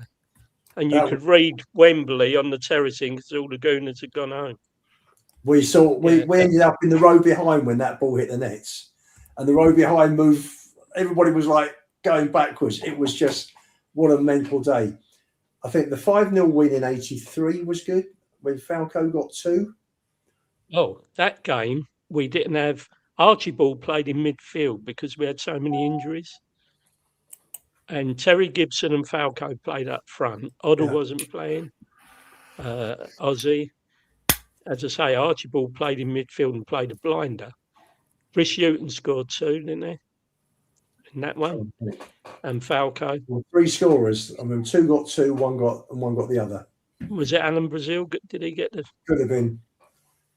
Brazil came in and scored 6 in 12, didn't he? When he got us up to third. And had a bad back. Well, he's a good player, Rich. What's that, mate? Apparently, when he was with us, he had a bad back then. He had problems with his back. Well, with his spine, he was good at Ipswich, and he didn't come off at Tottenham properly. He had moments. Then didn't we send him to Manchester United? Yeah. Same as Garth Crooks. Garth Crooks lost a yard of pace. Lost his. He went up to United and done nothing. Yeah, and the other, funny enough, the North London derby at Highbury that I remember, not for the match, but after the match, and I think it was 84. 3-1. No, it was 84. We lost Easter Saturday. We lost 3-2, I think it was, over there. And we were playing Hajduk Split in the semi-final second leg of the UEFA Cup at the Lane on the Wednesday night. And I remember Mariner giving it large in front of Perryman. And Perryman walking, this was it right, because I was right at the front that day and walking off the pitch, and Perryman turning around and saying, "See you in Europe Wednesday." I won't repeat what the next word was. And that was Perryman through and through. Loved the club. just loved it. He'd been there. He'd been playing 15 years at that stage, nearly. No, and I remember when we won 3-1 at Highbury when Mickey Hazard scored that I mentioned earlier. Yeah, we've had some good times. Not recently, unfortunately. No, I think most recently. Well, this was when you didn't have ticket allocation. You could go. Yeah. I mean, sometimes we played at Arsenal, and they did at Tottenham. 15,000, 20,000 of us over there. Yeah, yeah. You know, because you just paid on the gate. Yeah. Any more questions? Yeah, well, I've got a couple more if you're up for them. Oh, let's have a look. I'm trying not to. I don't want to piss anyone off by missing their question, to be honest with you, but we'll be here all night. Ellie's asked, what was the rivalry with Arsenal back in the 60s? Sort of been answered, hasn't it? Yeah, it's been, bigger than it is now. Arsenal were tough in the 60s, their supporters. The team-wise, we had a better team throughout the 60s until you was getting up to 1970. But obviously we had the double and then Greaves and Gilzine era. They still had a couple of years when they was decent. George Easton was a good player in the 60s for them. And going back, Jack Kelsey was a great goalkeeper. But I think the difference then to now, and we know because the Premier League's an international league now, was that in those days the players hated each other on the pitch. There was now they're mates from international and international squads, and you know you had a lot of North London boys that played, and everybody, and it meant something. Yeah, everybody understood, that's right. What a North London derby was about. Although Chivers and Peter Storey were quite mates outside of football, which is surprising. But you know, derbies were hard. No, the tackling was fierce. There were no holds barred. People just got stuck in. Do you remember when we played Wolves and Peter Knowles was playing for him, who gave his career up and became a Jehovah's Witness? Good player. Right. Him and Cyril Knowles kicked lumps out of one another and then cuddled one another off the pitch after the game. They were brothers. Yeah. That's right. He was a good player, Peter Knowles. I don't think the Spurs and Arsenal fans cuddled each other after the matches, though. No. Yeah, there was real enmity. That's right, but there was a real hatred, wasn't there? It was a real. It's different now. It is different on. No, it's not. Players. No, I still hate it. Yeah, for the fans, but not. I don't want to see Arsenal win a game of tiddlywinks. No, I'm just talking about the players. Oh, the players? No. Then it was like, you know, the players were like the fans. Yeah. But not anymore. No. I know I've got a bundle of questions here, but I'm not going to get through them. So I'm going to make this one the last one. And I'm sorry to anyone who's put a question in, and I'm just not going to get through them all. This is the last question of the night. I'll leave you two to answer this one, and then we'll wrap it up. From Colin Fosamano: was Paul Miller harder than Graham Roberts? Go on, Lou.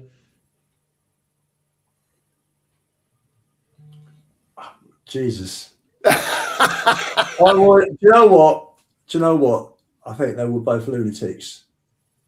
Both of them didn't take any shit. Seriously, I beg to differ. They played against Norman Whiteside, who was hard. He was only young, and they was arguing who's going to mark him. But in my view, they were both tough defenders. But I think Roberts was the best. Him putting Nicholas into row Z, or row H. It was row H, wasn't it? Row H was the best tackle I've ever seen. Because I had nearly had 2 punch-ups with Charlie Nicholas in the previous 2 months. Because I was in company with him because his agent was a teammate of mine, and we were all out for dinner, and he made a racist remark. And if 10 people hadn't come between us, there would have been a massive punch-up at Benny Harner's. And then a few weeks later, the agent had a firework party, and we were face to face. and John Lukic, who was the Arsenal goalkeeper at the time, got in between. Otherwise, me and Nicholas, I would have knocked shit out of that bastard. I fucking hated him. Excuse my French. So there you go. I bet, Lubo. I bet. There you go. What a way to finish. That's all I can say. Lubo still, I believe, to this day, wants to beat Charlie Nicholas up. No, it's long gone. It's long gone. It's, you know, people like always stand up against us. People like him are not worth bothering with, seriously. But it did get naughty. And John Lukic, I must tell you something. John Lukic was, you talk about Arsenal players. The team I was in played in 3 cup finals running, and his agent was our centre forward. And he brought David Rocastle in to train us the Wednesday before the final. What a fantastic bloke. He was the most lovely bloke. It was a real tragedy when he passed away, 32, 33 years old. Yeah, he was young. Lovely guy, Tommy. Caton was a really nice guy. Lukic was a nice guy. Funny enough, I met some nice Arsenal players through him, but Nicholas was horrendous. He was horrendous. There you go. Mark, anything, because I know that I've done the talking for us tonight more than anyone, but anything that you want to say to these gentlemen, Mark, the chat, whatever? What a show. I've just sat back all night, loved every story. Thank you so much for coming on and sharing this. It's been unbelievable, and I just hope the audience realised. And I just hope the audience realise that we did win stuff back in the past. You know, but back years ago, we were a half sensible team. But just don't judge us on the last 25, 26 years. Absolutely. There you go. This is a big club. This is a really big club. We're not elite like the top teams that have won God knows how many championships. We were. We're an elite cup team. We're still a big club. And we just need to get owners that will understand how big this club is, understand the tradition and the history. Start putting a museum in, build a museum, build several statues, of which Bill Nicholson should be number 1, and start treating the club like it should be and give it the respect that this is a massive club. It's, you know, the players we've had, and we haven't even touched on there. How many players have we not mentioned, Mike, today? A zillion. Klinsmann. So many. Yeah, Klinsmann's one. Just one. Listen, I've got to say, right, this has been the quickest 3 hours, 10 minutes, well, on equal terms as Mr. Daigle and Queen Ellie the other week. We can always continue the conversation, at a later date, maybe, and have another go at this, because I'm sure that both of you have got plenty more to say about maybe little bits and pieces of time that we've missed out over the course of, because we spoke a lot about the early times, and then, you know, as we sort of got towards the 90s, maybe we sped up a bit, didn't we? Yeah. But there's so many memories, and it just jogs my mind, little things that you say, and I remember that now. And we haven't even approached the Poch era, have we yet? Not really. Harry Redknapp. Oh, yeah. Harry, yeah. Martin, yeah. Martin, got no hair. Yeah, we don't care. There you go. So we could do another one on the Enoch era, couldn't we? We could do. Just be a load of swearing. Are we allowed to swear? We'll do it later. It'll just be swearing. We'll do it later. We'll start at 8 o'clock, maybe. See, start an hour later. I would come back on again, but you're going to have to be paid. See, I live in Lincolnshire, and I haven't got an idea about this. I'm in Connors because we're down to see I'm with you. grandchildren. We can arrange it in plenty of time. We'll do it through. Are you going Monday, Lou? Yeah. Are you going in the pub? Depends what time we get down there. Normally leave. Well, I might leave Monday. it's in funny. the dearest pub in London. Yeah, And it's the richest, the rip-off pub. What the Well, you number? didn't go in the number 8 bar, do you? Yeah. Oh my God, I wouldn't step foot in that Enoco night. You do realise, don't you? No, I didn't. Yeah, No wonder it's the dearest pub. They do. Go 200 yards up the road, and you got the coach and horses. Yeah. Oh, I know the coaching hall. I'll tell you what is a good, but it's further up. See, we're coming from Seven Sisters. Yeah. But if you go past the ground, but it's quite a walk, is LT's. That's I've been in there. Yeah, it's like a Witherspoons, isn't it? You get some of the old boys in there. Yeah. Yeah. Yeah, I've been in there. LT's is a nightclubby place. No, LT's it's a pub on the corner. Yeah. What's the nightclub opposite it? Oh, I don't know. Not the There's like a Corbury. place that's like a nightclub. I don't know. Because no idea. I'm pretty sure LT's is a place that the Dorset. No, the LT's I'm talking about is a pub, but you're nearly up to Edmonton, so it's a bit of Is that the place where the Dorset Spurs park their minibus or minibuses? Might be. I don't know. I've seen him on YouTube. Lee, is it? Yeah, Lee Dorset Spur. Yeah. Because they leave from Dorchester and it's only 20 miles down the road from me, so I went with them once. Yeah. There you go. Anyway, we're going to wrap up now. Thanks, lad. I just want to, Mike. I just want to say thanks for the memories. I hope we can do it again soon. We'll speak to Connor and Ian and yourself, and we'll do it again. Listen, I've been watching the comments, trying to sort of concentrate on what you two are saying, and watching these comments flying up. And I've got to say, for the second time that we've done this show, people seem to be really loving it. Yeah. You know, and there's been upwards of 90 people in here tonight watching this. Gradually built up as the show's gone on, so words obviously got out. And listen, you're a credit as Spurs fans, the pair of you, to have the knowledge and to be able to share it with probably most of the people that are in this chat, and myself and Mark included, with us, you know. To share those memories with us is it's a treasure to me.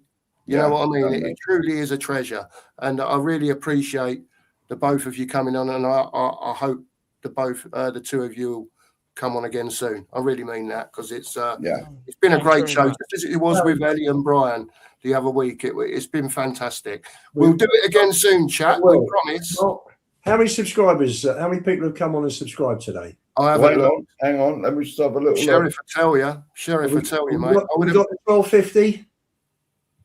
Wouldn't have thought so. No, we got 8 subscribers today. Right, guys. Anyone who's watching still who hasn't subscribed, please press the subscribe button.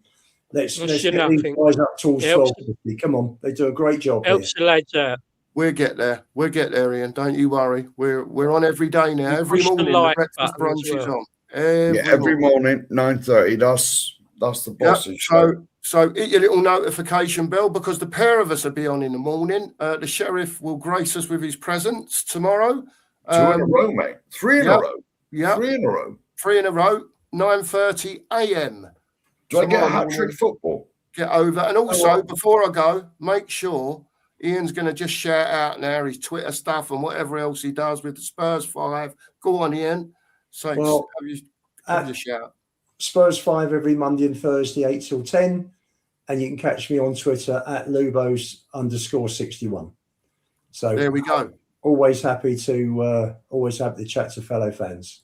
There you go. Get over to Lubo. At the end of the day, I'm just a fan like everybody else who's got a platform to speak and talk about my team. I'm fortunate in that point, in that respect, and it's great fun. Thoroughly enjoyed it. It's a big passion of mine, and it's been great being on tonight. So thanks, guys, for setting that up. Mike coming on as well. It's been fantastic working with you tonight, listening to your memories as well. Been superb. Yeah. Cheers. Yeah.